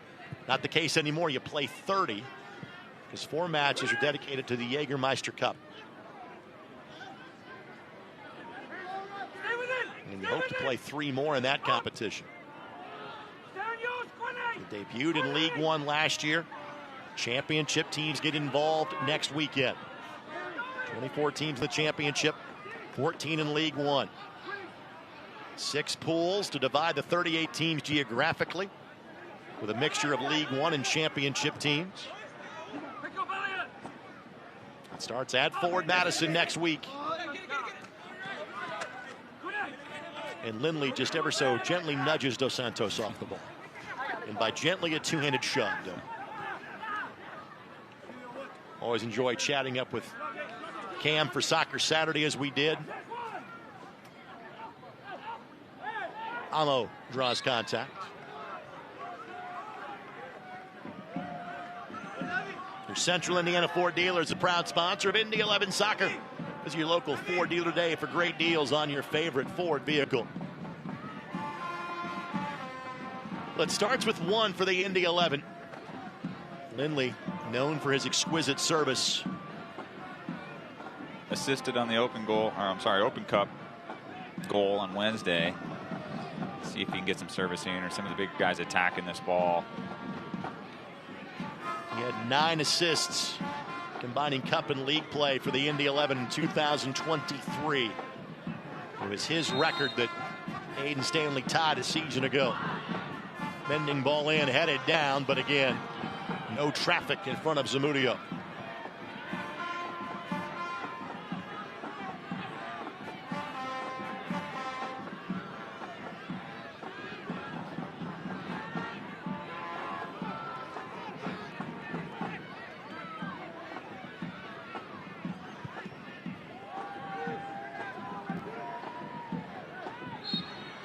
And Myers knocks into Musa.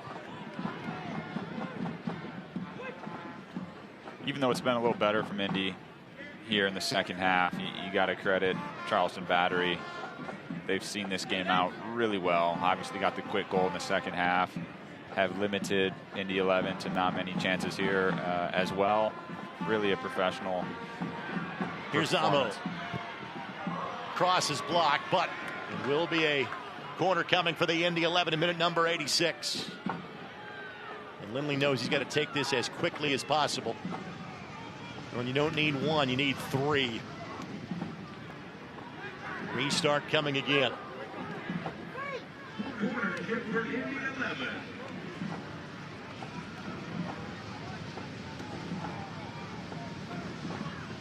Ending ball in, and Zamudio's been really good. Hasn't been called on a lot. Under contract to DC United each of the last 2 seasons. Appeared in 5 matches 2 years ago for the Riverhounds. Turns 27 later this year. Does Zamudio, and again, this is his chance to play on a regular basis for the first time in 3 years.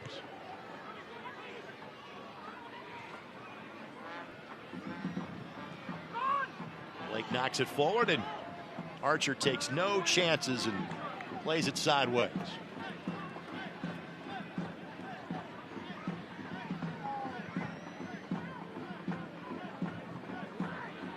White the target, or Amo, excuse me, Elvis Amo. But the flag's up. Flag's up.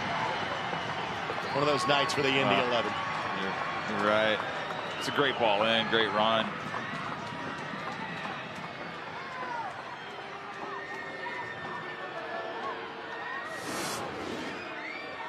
Take a look. Yeah, replay coming in. Aiden Quinn with a dangerous ball with the left. Good job tucking it away, but obviously offsides.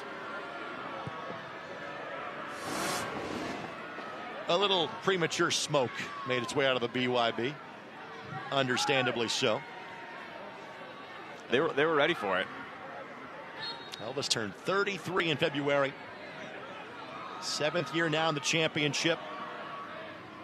His best year was when he was a teammate of Cam Lindley's with the Switchbacks. 2022, and he had 13 goals for that high-power Colorado Springs team. Amo played 76 minutes in the match on Wednesday night.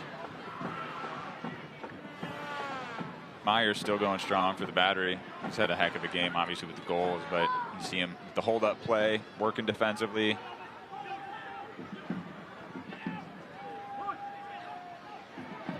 Fifth and final sub for the Battery will be Josh Drack. Our next stoppage in play, standing by the 4th official. I'm not sure there is going to be an exorbitant amount of stoppage time in this one. We've had 1 goal, we've had some substitutions, we've had a bloody nose from Nathan DeSantos.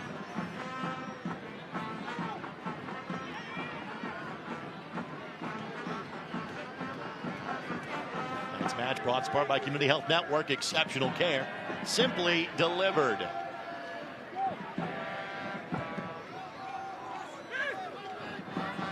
It's been an absolute clinic put on by the Battery tonight. Took him less than 4 minutes to get on the board first. It took him less than 9 minutes to score a second one, and largely put this away with a 3rd goal of the league goal of the week variety by Arturo Rodriguez in the early stages of half number 2, and they've just been kind of throwing jabs ever since. Your substitution for Charles Battery. Yeah, Torres gets a well-deserved curtain call here. Entering the game is number 23, Josh Drack. Leaving the game is number 80. Jack getting his 4th appearance of the season in league play for the Battery. And that'll be a foul against Elvis Amo.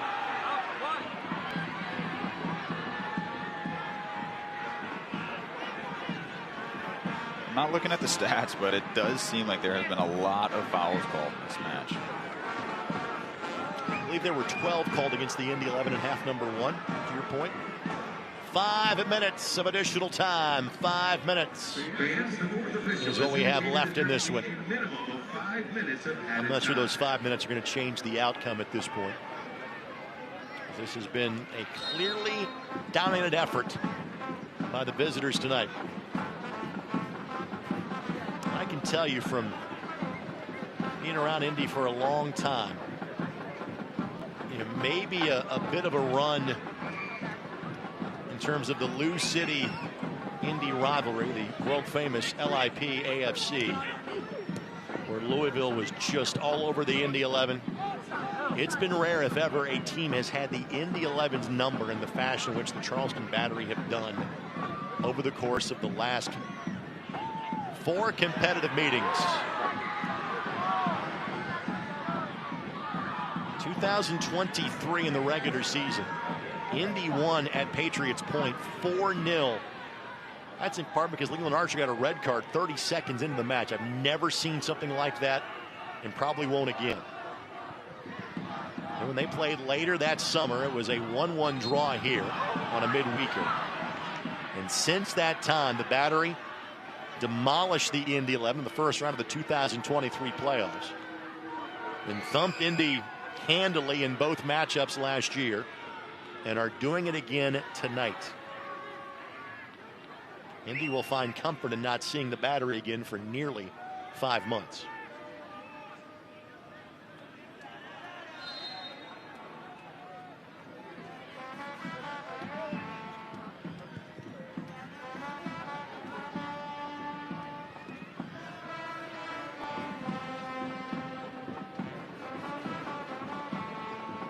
Next chance for the 11 fans to see their team in action here. It's Detroit City coming up in 2 weeks. One of just 2 home matches in the month of May for the Indy 11.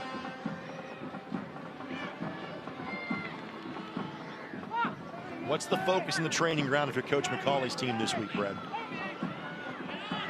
It's a longer list. I gotta be honest. They gotta shore some things up defensively. I think they need more dynamic movements offensively. I think we saw a lot of that from the battery. Torres gets on the ball. You got Myers running. You got Cal Jenin running, and it's not just running straight. They're running diagonally. They're running behind. They're making a couple hard steps. They're checking back. They've just been difficult to stay with. Indy's attack has been a little bit more predictable.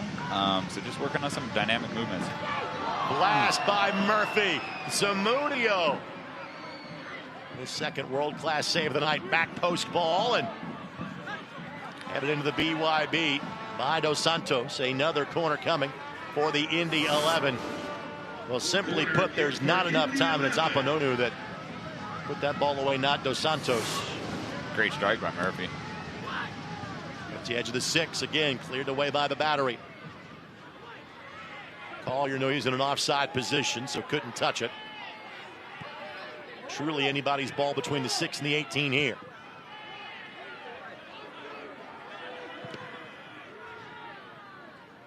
Good combination play here, and that one will stick.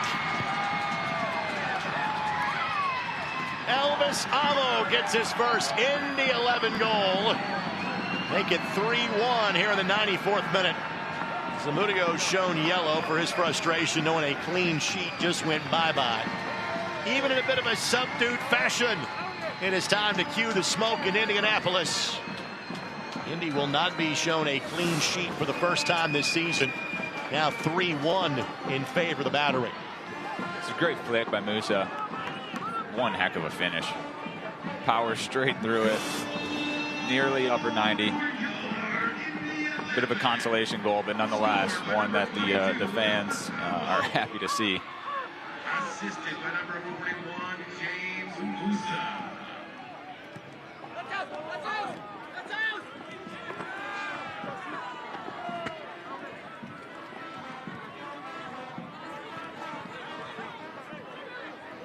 And for Indy, that's now 9 goals in 5 league matches.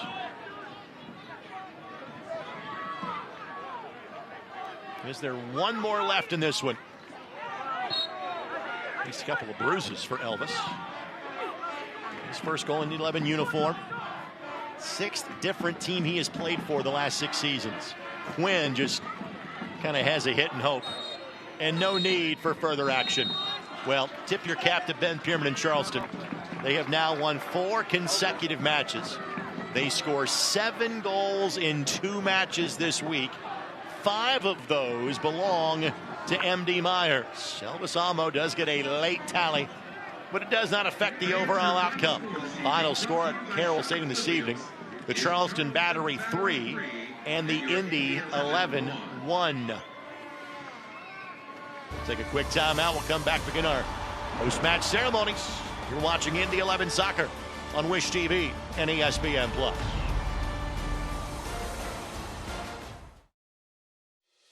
Every place has a purpose, and the people who inhabit those places have their own reasons for being there. The last thing on their minds should be concerns about the safety of the places they're in.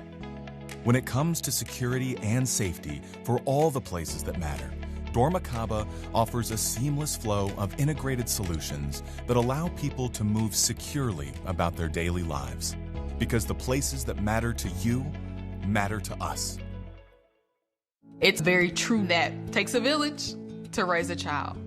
And when it comes to my healthcare village at Community Health Network, it's all nestled right in my phone. Accessing healthcare is the ability to be connected with your provider and ask a question when you need it. I feel like when I'm meeting with a community nurse practitioner or doctor, they're tuned in to what is going on with me and the way that they can serve me best. Stand by me. Find it. Try it. Paint it. Love it. Find it. Try it. Paint it. Love it. Find it. Try it. Paint it. Love it. Find it. Try it. Paint it. Love it. Find it. Try it. Paint it. Love it. Love it. Love it. Love it.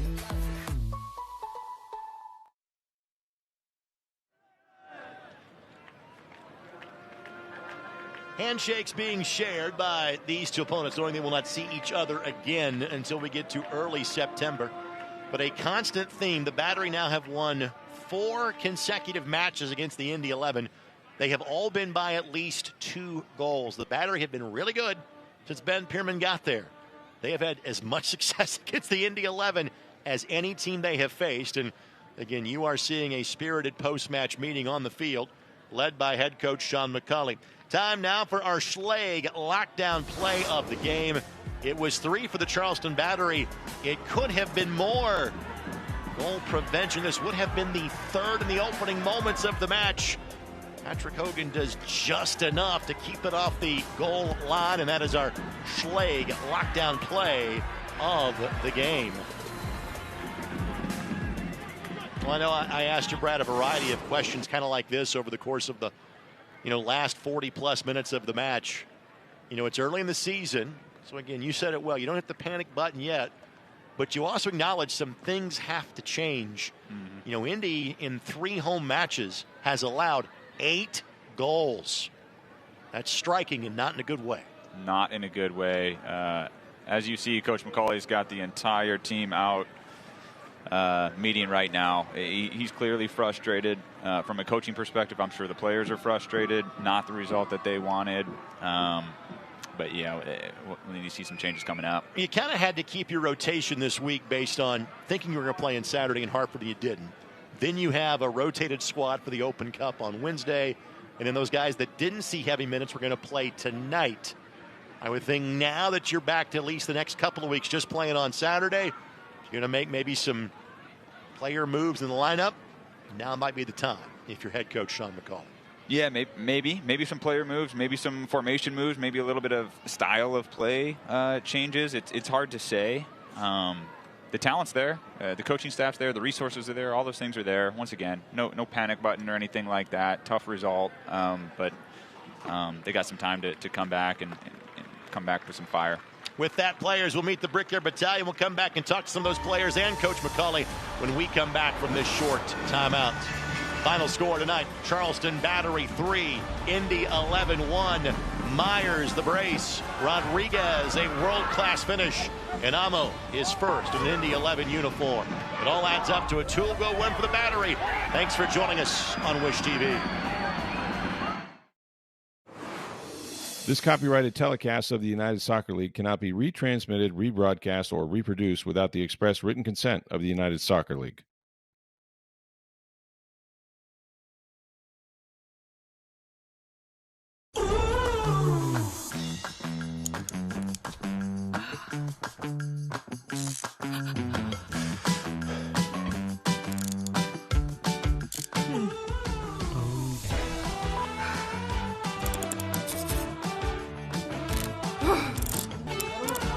That's just your body. It's like... Whether you're hot, cold, or somewhere in between, at Williams Comfort Air, we look forward to keeping your home comfortable for life. Imagine a health insurance company that could look beyond doctors' offices and hospitals and help its members find what they need to actually live healthier lives, like a stable job, dependable transportation, or a safe place to live. Well, that health insurance company is not only real, but making a real difference right now. At CareSource, we're removing barriers. We're improving lives. We're reimagining health insurance. Our team at Security Federal Savings Bank welcomes you to our newest location, our West Carmel branch on Michigan Road, here to serve you. All the services you expect from a premier bank, personal and business banking, wealth management, trust services, and much more. The Security Federal Savings Bank branch team offers the expertise and knowledge you want and expect. Security Federal Savings Bank, proud of our team and our newest West Carmel location.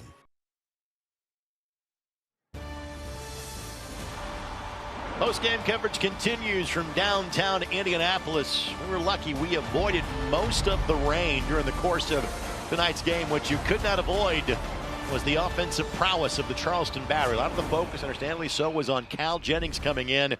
It was that other guy who's pretty good too, and M.D. Myers, who's had 33 goals combined in the last 2 seasons. He's had 5 goals in the last 5 days. 2 of those in the first 9 minutes. Battery win at 3-1. Sean McCauley at a full trot heading to our broadcast location. We'll get to him in a matter of about 30 seconds or so. Player guests will be Cam Lindley and Elvis Amo that will join us. Now, Coach McCauley's put on the headsets, and so we'll get to him first. Sean, again, I know not the result you were hoping for nor expected tonight. Overall, just kind of lessons learned this evening against a very good Charleston team. Yeah, I mean, you know, they are a really good team. And unfortunately for us, we weren't at our best early on in the first half. But I think the effort and the commitment and the pride in not letting the game get away from them was shown in abundance. And we managed to get a goal at the end. I mean, obviously that's too late. If that would have come at 2-0, then it's a different maybe story. But credit to the opposition. I thought they were excellent. A situation where oftentimes after loss, you want to get back on the pitch as soon as possible. Is this a situation where, hey, maybe because of the week you just had, you're looking forward to kind of having several days in the training ground before you go get them again on Saturday night? Yeah, for sure. We need to get back onto the training field and get our group together. The biggest thing I've got to make sure I figure out and sort out for the players is I need to provide the environment to be a little bit, better for them. The last couple of days we've not trained too great because things weren't good for us. We should have took care of business on Wednesday, and that led into Thursday's session. But this situation, we're struggling a little bit with the grass field at the minute. So I'll figure that out. I have no problems with the group coming in and working because they work extremely hard in trying to get results for us. Unfortunately, tonight our best wasn't good enough. Coach, you had to pick 1 or 2 things maybe to focus on this upcoming week to improve upon for the next weekend. What are those things looking like for you? Making sure that, and I take full responsibility for everything that happens on the football side of it, and that's my job. And I don't want to throw anybody out here, but we had a couple of individuals who probably had one of the worst nights that they've had, and that's my job now, is to rebuild them because they're good players. But unfortunately, they've had a bad time. And really pleased with the reaction of the subs coming on. I thought they were great. All contributed, so that's good for us. And then in relation to the next week, Brad, I've got to make sure that we pick the right 11, pick the right team. But I'm fortunate that we're all of the similar level, and it's not one of them where the team picks itself. So that's my job coming in to play. I've got to pick the right group to go and get a win at Madison. All right, listen, nobody likes rehashing 3-1 losses at home. So since they have the opportunity to bring up the fact that you coached Brad Ring a handful of years ago, let's end on a higher note, shall we? What's the best Brad Ring story you can tell from your shared days together with the Portland Timbers? I have got one really good story, and Brad didn't know this. We signed Brad, and obviously I knew him from when he was at San Jose Earthquakes, and we signed him, and I knew what we were getting in terms of a player.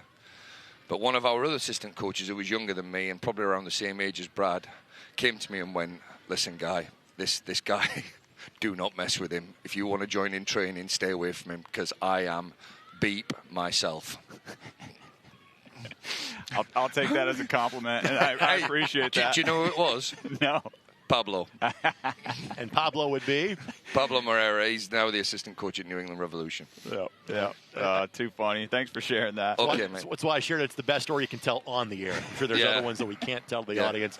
Sean, here's to better days, my friend. Good luck in Madison next Saturday. I appreciate that. Thanks, guys. Sean McCauley, nice to join us. Elvis Amo is standing by. He'll join us coming up in a matter of moments. And again, you know Sean better than most. Now, again, a lot of these guys played for him last year. But again, for Indy 11 fans, they have loved their interactions with Sean since he became the coach last January. Knowing Sean the way you do, how does he get this team to respond next weekend?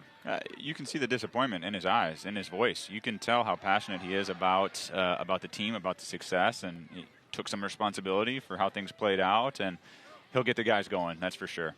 Let's get to Elvis Amo, who joins us now. Again, the bright spot at the end of the match, getting his first Indy 11 goal. Elvis, congratulations. I know you're disappointed with the result, but to get your first goal in Indy 11 uniform, what does that mean to you? Well, like you said, a little disappointed about the result, but it felt good to get on the score sheet. Yeah. It's, you have played a lot of minutes now over the course of 2 matches in 4 days. How are you feeling physically at the end of this one? I think, of course, it's been a tough week. 2 games in 7 days, and then we had to travel to Hartford as well. So it's been a tough one on us. But then so far we feel good. We managed it well, and then so I feel okay. Yeah, next game is up at Forward Madison. You know anything about them as of yet, or haven't quite dug into them as an opponent? Not too much, but we played them in preseason. That's all I can say for now. And fared very well against them. But again, that match we can worry about in 7 days. How has the experience been for you here? You're a veteran of the league. You've played in a lot of different stops off the pitch. How have you liked your time in Indianapolis so far? So far, so good. Good people, nice city. So it's been good so far. All right, one more thing, and then we'll let you go. Again, disappointing result tonight. What do you think the focus of this team is going to be in training coming up this week? How do you kind of get this turned around? I believe in the guys. I believe in the group. I know we're going to shake it off and then go hard on training us again as a team, and then bounce back from the defeat. Elvis, thank you very much. Congratulations on that first Indy 11 goal. Thank you. Elvis Amo, again, 33 years of age, 7th year in the championship, put in 76 minutes on Wednesday, 25-ish in tonight's match, and then gets his first Indy 11 goal. Well, Cam Lindley had 123 minutes on his legs on Wednesday, and that 123rd minute got the game-winning assist. The guy that's on your screen in Hayden White right now. Cam, kind enough to join us. Cam, how you feeling after the marathon you ran Wednesday, the sprint you ran tonight? How you feeling right now? Yeah, obviously a little disappointed. Wish we would have gotten some points here.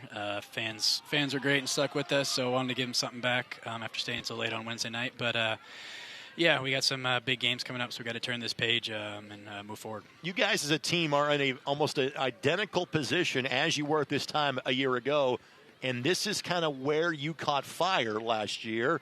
What tells you can do that again here in 2025?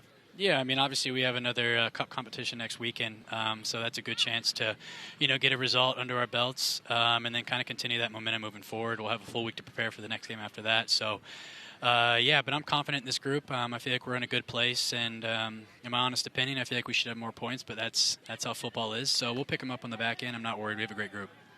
There's a couple things, that I'm sure Coach is kind of thinking of heading into the week of training but before the next game. Is there anything for you from your position, your perspective, some areas that you might be able to tighten up as a team? Yeah, I just think we hadn't done it this year, but tonight I feel like we kind of let them in it. We made mistakes that kind of allowed them to get at us in transition moments, and we haven't done that this year, so it's kind of tightening that back up and not beating ourselves is something we always say, and controlling the opponent. I feel like we didn't do that tonight, so those are 2 areas we'll get back to work at this week, and I'm confident in the group and the staff, and we'll make those changes. You and I joked about this on Soccer Saturday when we spoke earlier today. After 123 minutes, your kids didn't care. They wanted, Dad to play with them when you got home. So with that being said, what's the big Easter plans for the family tomorrow morning? Yeah, Brad knows all about that, doesn't he? Going to go see my wife's family in the morning and my family in the afternoon. I think we have like 3 or 4 Easter egg hunts, so my daughter's going to not know what's going on. So, it's going to be awesome. And hopefully she doesn't get too much candy because I don't need it. It sounds like you got about at least 60 more minutes in those legs tomorrow just finding Easter eggs. Here's to better times, my friend. Good luck in Madison next week. Hey, thanks, guys. Cam Lindley, kind enough to join us. Thanks to Cam, thanks to Elvis, and thanks to Sean McCauley, kind enough to join us again. Always appreciate the professionalism of guys doing that after a rough night. Battery win at 3-1. Brad Ring and I'll keep talking about it next on Wish TV and ESPN+.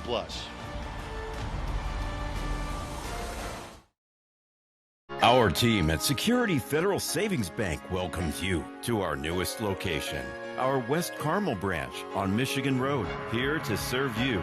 All the services you expect from a premier bank, personal and business banking, wealth management, trust services, and much more. The Security Federal Savings Bank branch team offers the expertise and knowledge you want and expect. Security Federal Savings Bank, proud of our team and our newest West Carmel location.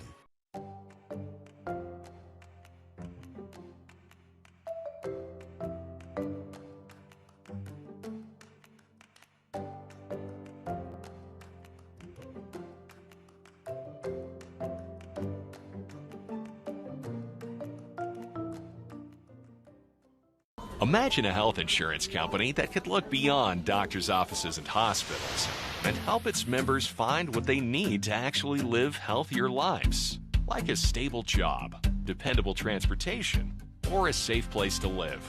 Well, that health insurance company is not only real, but making a real difference right now.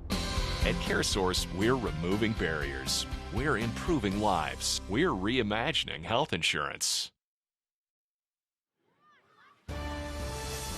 Post-game coverage continues on what turned out to be not so bad of a night from a weather perspective. It was from a result perspective. The home team, Charleston 3 and the Indy 11 won, with you about 10 more minutes or so here on Wish TV and ESPN+. And, well, the youngsters are taking to the field. Now let's show you the action from when the professionals were on it. And, Brad, it did not take long for the Charleston Battery to establish a one-goal lead. They came out fast and they came out strong in both the first half and the second half. But you can see the first one here. Myers tucks it away. Great pass from Torres. Next one, once again, Torres to Jennings to Myers.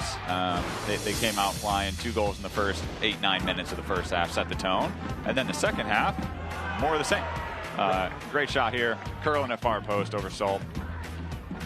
Rodriguez, the only goal in it in terms of half number 2 for the Battery. That was deemed to be offsides against Elvis Amo, but he would get one later in the match. This was a great hit from Murphy, as Indy was again just trying to at least get one, and it's exactly what happens here.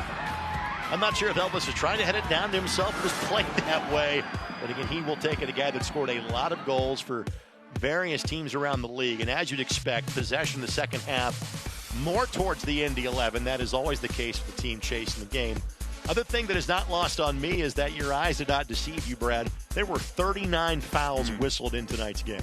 It felt that way. It was a little choppy. Felt like the whistle was being blown a lot. And not to say there was a bunch of bad calls. I thought the referee did a pretty good job. Another thing that sticks out here is corner kicks. Indy with 10 corner kicks. That's a lot.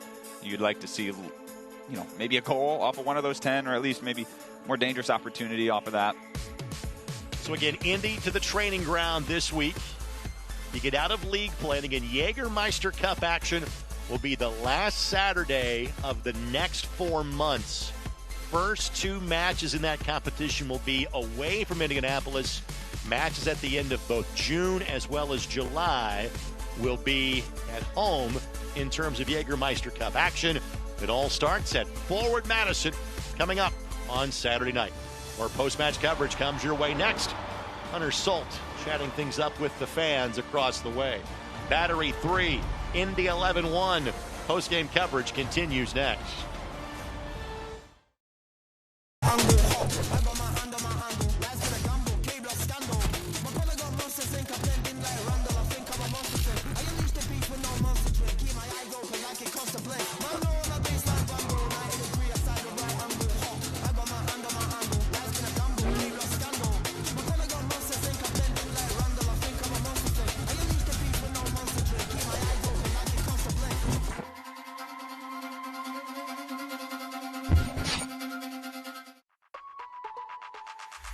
Find it, try it, paint it,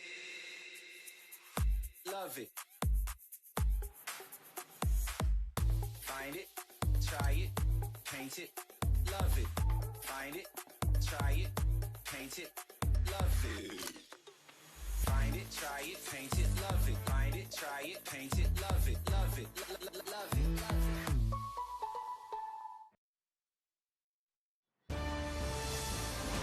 Back for a final time this evening here at Carroll Stadium. The Indy 11 still starting to find that home form that they would like.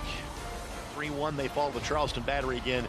To me, tonight was more of a referendum on just how good the Charleston Battery are than maybe how average or subpar the Indy 11 have been. Yes, Sean McCauley's team would like to play better, but as I stressed all week long, and especially on that tight turnaround from a dramatic win on Wednesday, the Battery are really good. And we saw that very early in the match.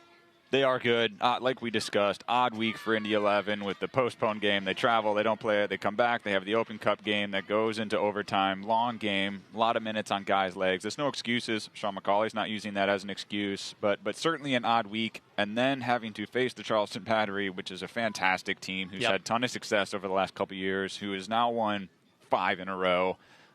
It's a tall task. And at Charleston's credit, again, they had an Open Cup match as well. They had an extra day, but travel kind of, balances that out.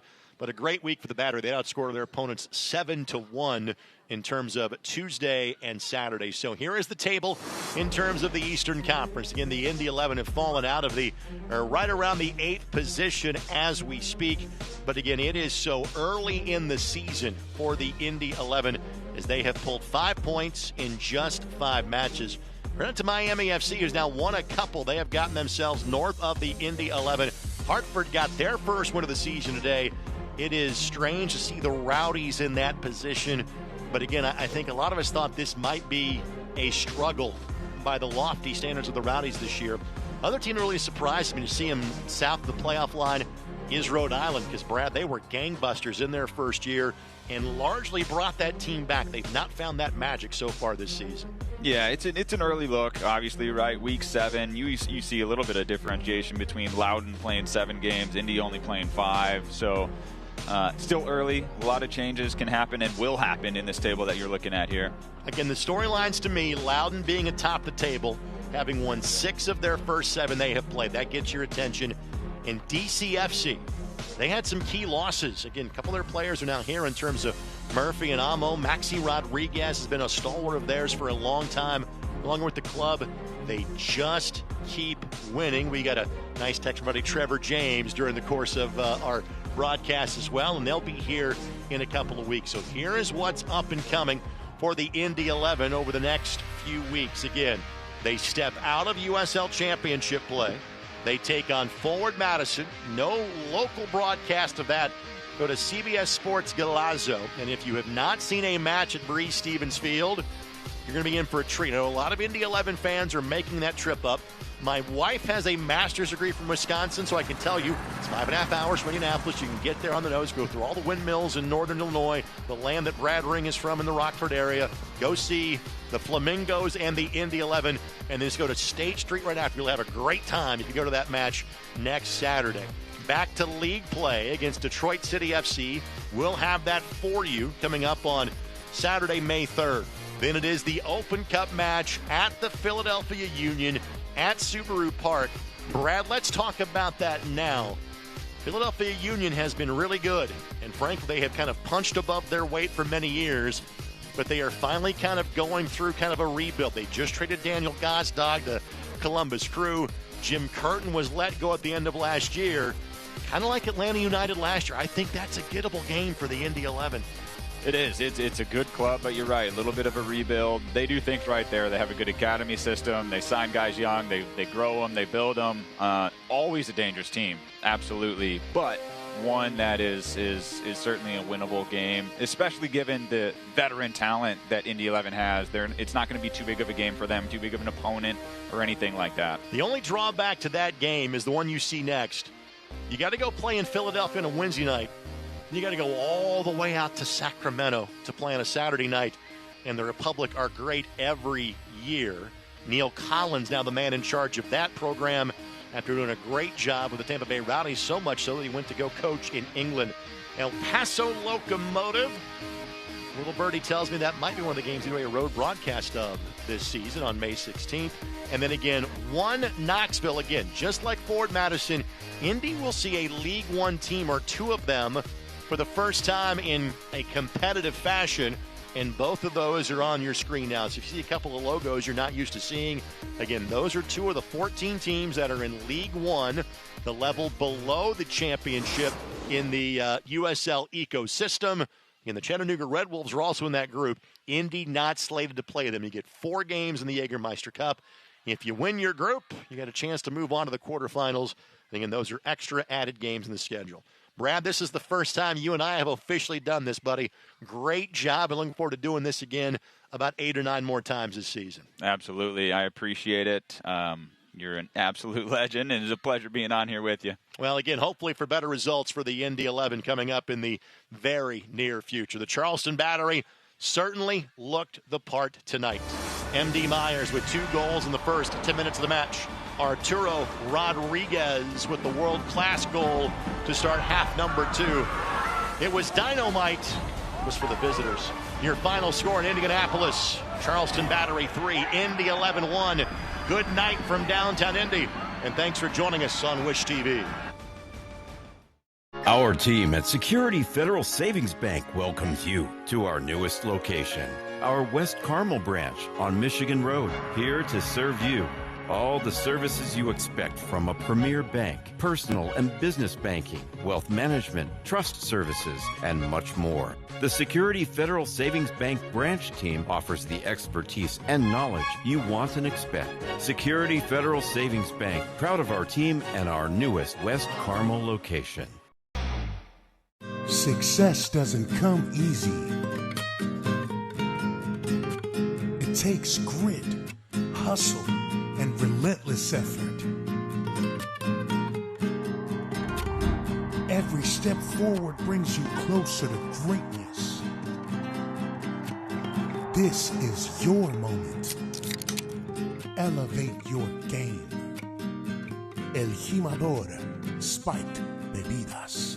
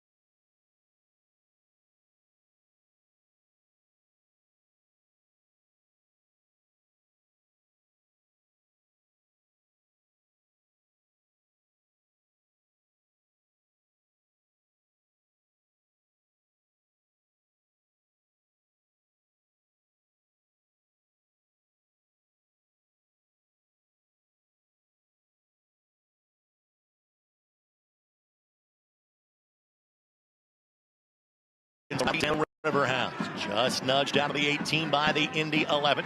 Torres slides it forward. Myers with the left foot. Flag stays down. Battery is on the board in minute number 4. Make it 4 goals this week for Myers. Both by 2-1 scores against the Rowdies and the Riverhounds. Just nudged out of the 18 by the Indy 11. Torres slides it forward. Myers with the left foot. Flag stays down. Battery is on the board in minute number 4. Make it 4 goals this week for Myers. Myers last year, 14 goals for the Battery. That was second best behind the other Riverhounds. Just nudged out of the 18.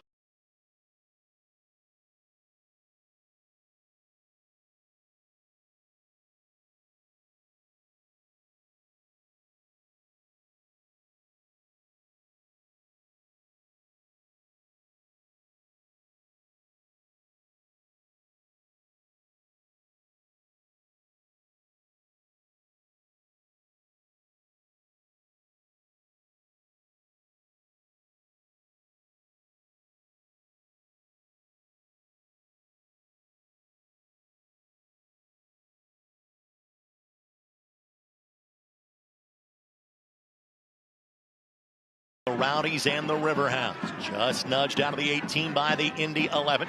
Torres slides it forward. Myers with the left foot. Flag stays down. Battery is on the board in minute number 4. Make it 4. By 2-1 scores against the Rowdies and the Riverhounds. Just nudged out of the 18 by the Indy 11. Torres slides it forward. Myers with the left foot. Flag stays down. Battery is on the board in minute number 4. Make it 4 goals this week for Myers. Just nudged out of the 18 by the Indy 11. Torres slides it forward. Myers with the left foot. Flag stays down. Battery is on the board in minute number 4. Make it 4 goals this week for Myers. Myers scores against the Rowdies and the Riverhounds. Just nudged out of the 18 by the Indy 11. Torres slides it forward. Myers with the left foot. Flag stays down. Battery is on the board in minute number 4. Make it 4 goals this week for Myers. Myers last there by his team. Quick opportunity here for Jennings. Heads it away from Salt. Myers will follow it up, asking for an offside flag. It will not happen. Make it 2 for the Battery. A brace for Myers, and we're just 9 minutes into this one. There by his team. Quick opportunity here for Jennings. Heads it away from Salt. Myers will follow it up, asking for an offside flag. It will not happen. Make it 2 for the Battery. A brace for Myers, and we're just 9 minutes into this one. There by his team. Quick opportunity here for Jennings. Heads it away from Salt. Myers will follow it up, asking for an offside flag. It will not happen. Make it 2 for the Battery. A brace for Myers, and we're just 9 minutes into this one. There by his team. Quick opportunity here for Jennings. Heads it away from Salt. Myers will follow it up, asking for an offside flag. It will not happen. Make it 2 for the Battery. A brace for Myers, and we're just 9 minutes into this one. Well, the Battery dissecting the Indy 11 on the field right now. Restart his equipment. How about that blast? My goodness! What a shot to make it 3 for the Battery, and that is Rodriguez. That restart his equipment. How about that blast? My goodness! What a shot to make it 3 for the Battery, and that is Rodriguez that finds the back of the net. Restart his equipment. How about that blast? My goodness! What a shot to make it 3 for the Battery, and that is Rodriguez that finds the back of the net. Partner trying to figure out how they lost 2 of their first 3 matches this season. Restart his equipment. How about that blast? My goodness! What a shot to make it 3 for the Battery, and that is Rodriguez that finds the back of the net. Partner trying to figure out how they lost 2 of their first 3 matches. Good combination play here, and that one will stick. Elvis Amo gets his first Indy 11 goal. Good combination play here, and that one will stick. Elvis Amo gets his first Indy 11 goal. Make it 3-1. Good combination play here, and that one will stick. Elvis Amo gets his first Indy 11 goal. Good combination play here, and that one will stick. Elvis Amo gets his first Indy 11 goal. He starts out on the right side, but then he's floating central in these pockets between Indy's midfielders and defenders. And then when he gets the ball, he's turned, he's facing goal, he's driving at them, and then not only that, he starts out on the right side, but then he's floating central in these pockets between Indy's midfielders and defenders. And then when he gets the ball, he's turned, he's facing goal, he's driving at them, and then not only that, he has Myers and Jennings making very dynamic, dangerous runs. He starts out on the right side, but then he's floating central in these pockets between Indy's midfielders and defenders. And then when he gets the ball, he's turned, he's facing goal, he's driving at them, and then not only that, he has Myers and Jennings making very dynamic, dangerous runs through. It's leading to a lot of complete chances. He starts out on the right side, but then he's floating central in these pockets between Indy's midfielders and defenders. And then when he gets the ball, he's turned, he's facing goal, he's driving at them, and then not only that, he has Myers and Jennings making very dynamic, dangerous runs through. It's leading to a lot of complete chances. Lexington on March 22nd was injured in that match and did not return until Wednesday, and a foul called against the Indy 11.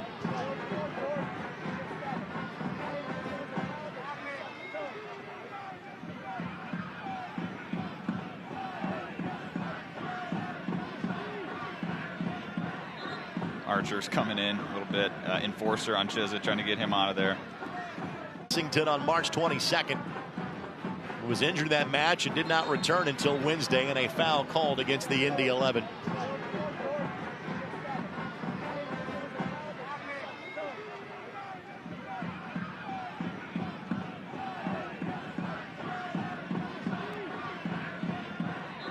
Archer's coming in a little bit. Enforcer on Chizza trying to get him out of there. Lexington on March 22nd was injured in that match and did not return until Wednesday, and a foul called against the Indy 11.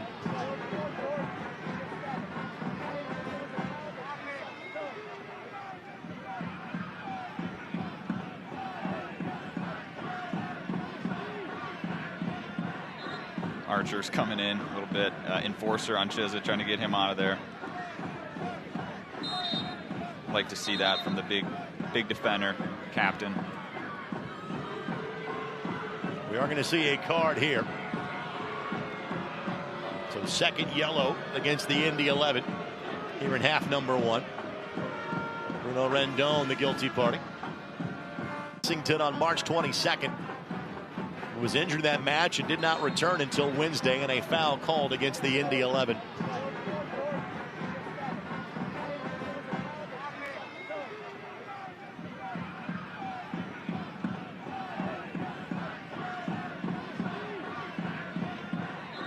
Archer's coming in a little bit. Enforcer on Chizza trying to get him out of there. Like to see that from the big defender, captain. We are going to see a card here. Charleston's doing this without really utilizing Cal Jennings all that much tonight. Now, he will put in such an effort. He'll make his presence felt unless he is subbed off here at some point in time. Yeah, he's been energetic. I mean, he hasn't been the guy. And now he will put in such an effort. He'll make his presence felt unless he is subbed off here at some point in time. Yeah, he's been energetic. I mean, he hasn't been the guy. And at the end of the, and he has an assist in tonight's match. True. Which that's the caliber player. He'll make his presence felt unless he is subbed off here at some point in time. Yeah, he's been energetic. I mean, he hasn't been the guy at the end of the. And he has an assist in tonight's match. True. Which, that's the caliber player he is, right? We're saying to chase, they have to throw numbers forward. It will leave some cracks, kind of towards the back of the play, and flag goes up. Offside flag. White the target, or Amo, excuse me, Elvis Amo. But the flag's up. Flag's up. One of those nights for the Indy 11. You're right. It's a great ball in, great run.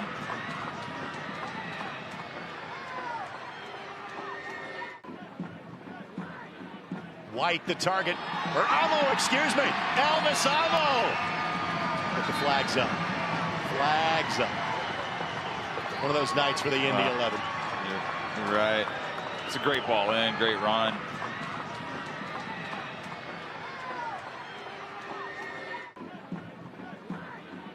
White the target, or Amo, excuse me, Elvis Amo. But the flag's up. Flag's up.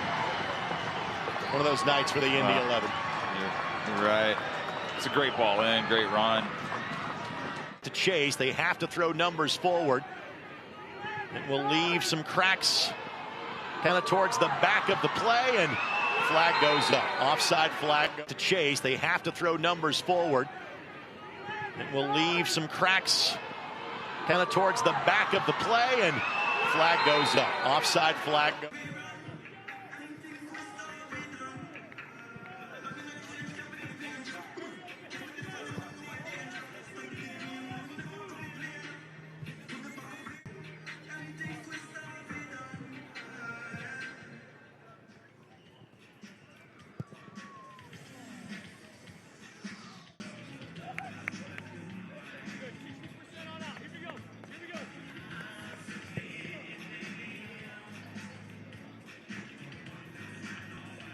Network. It's all nestled right in my phone. Langston Blackstock in Pittsburgh, Husu Landry in New Mexico. And how about MD Myers, a hat trick for a second consecutive season in Open Up Cup play. Charleston beat Tormenta 4-0. Myers scored 3 times on Tuesday night. Now for the consecutive season in Open Up Cup play, Charleston beat Tormenta 4-0. Myers scored 3 times on Tuesday night. Now for the Indy 11 again.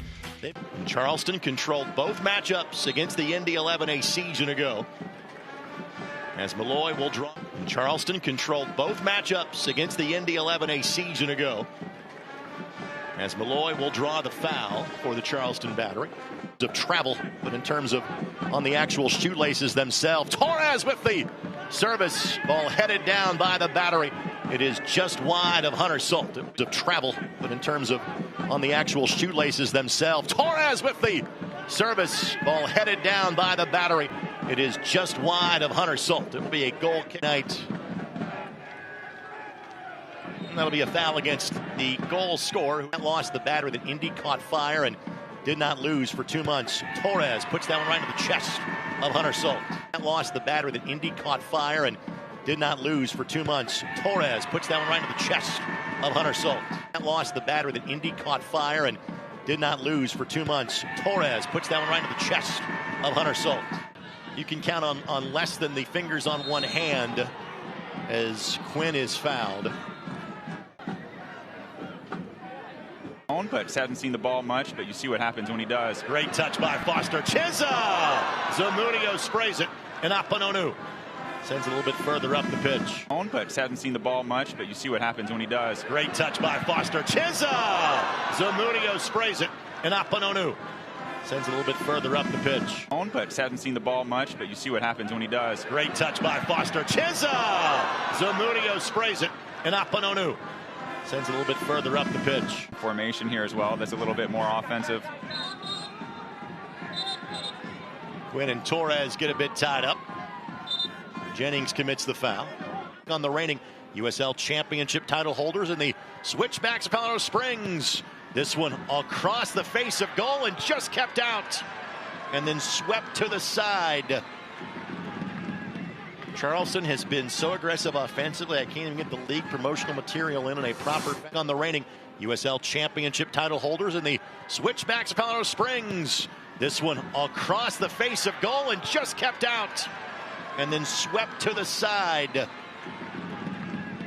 Charleston has been so aggressive offensively, I can't even get the league promotional material in, and a prop on the reigning USL Championship title holders in the Switchbacks of Colorado Springs. This one across the face of goal and just kept out. And then swept to the side. On the reigning USL Championship title holders in the Switchbacks of Colorado Springs. This one across the face of goal and just kept out. And then swept to the side. Charleston has been so aggressive offensively, I can't even get the league promotional material in a proper fashion. That's how good they have on the reigning USL Championship title holders in the Switchbacks of Colorado Springs. This one across the face of goal and just kept out. And then swept to the side. Charleston has been so aggressive offensively, I can't even get the league promotion. Torres, bending ball back of the 6, and Hunter Solt is there looking to restart quickly. And will do just that to 15 minutes and change. Myers trying to add to it. Blackstock could never settle. Solt did not want to take combination play. Exquisite from the battery so far. And Jennings draws contact. Foster trying to use his speed. But Landry wins that one away. And then Rodriguez draws contact. Stanley sends it in. Near post. Dos Santos got there first. Good ball by White. Or by Hogan, excuse me. And cleared first. They'd like to start that process tonight. Bruno Rendon, the target. Ben Ofemu will be the first. Here's Jennings. The leave. Musa tracking back. And then Hayden White did a good job of drawing the league over in England. Foster gets around a man. Beats the keeper. Can he find the angle? No. The league over in England. Foster gets around a man. Beats the keeper. Can he find the angle? No. On Wednesday. A lot of traffic there. On Wednesday. A lot of traffic there. Played for the team the entirety of last year. The last time he played for the Indy 11 was so long ago that Brad Ring was there when he comes out of the match. Which is what makes that stat all the more amazing. Here's Chisholm. Now Blake goes down. Was there enough in it? The answer is no. Collier. Your substitution for Indy 11 in the good combination play. Opportunity! But Quinn could not finish. We're looking. Collier. Your substitution for Indy 11 in the good combination play. Opportunity! But Quinn could not finish. We're looking. And then Collier with the foul. A whole lot of jersey being tucked there. Yeah, see what happened there, but caught the wrong end of that one. Jackson Conway is space for Hayden White. Back post. Jack Blake couldn't get there. Blake had the first goal of the season for the team in that 3-1 win against Miami on March 15th. Space for Hayden White. Back post. Jack Blake couldn't get there. Blake had the first goal of the season for the team in that 3-1 win against Miami on March 15th. Ending ball in, and Zamudio's been really good. Hasn't been called on a lot.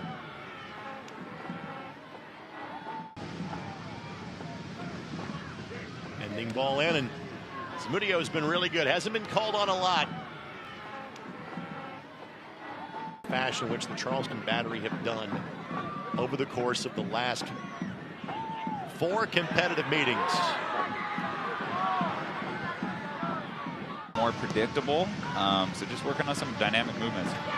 Blast by Murphy. Zamudio. More predictable, so just working on some dynamic movements.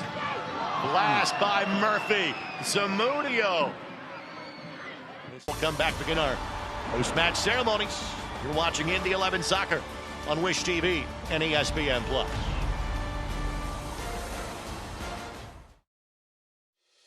Every place has a purpose, and the people who inhabit those places have their own reasons for being there. The last thing on their minds should be concerns about the safety of the places they're in. When it comes to security and safety for all the places that matter, Dormakaba offers a seamless flow. Good to get on the score sheet. Yeah. It's, you have played a lot of minutes now over the course of 2 matches in 4 days. How are you feeling physically at the end of this one? I think, of course, it's been a tough week.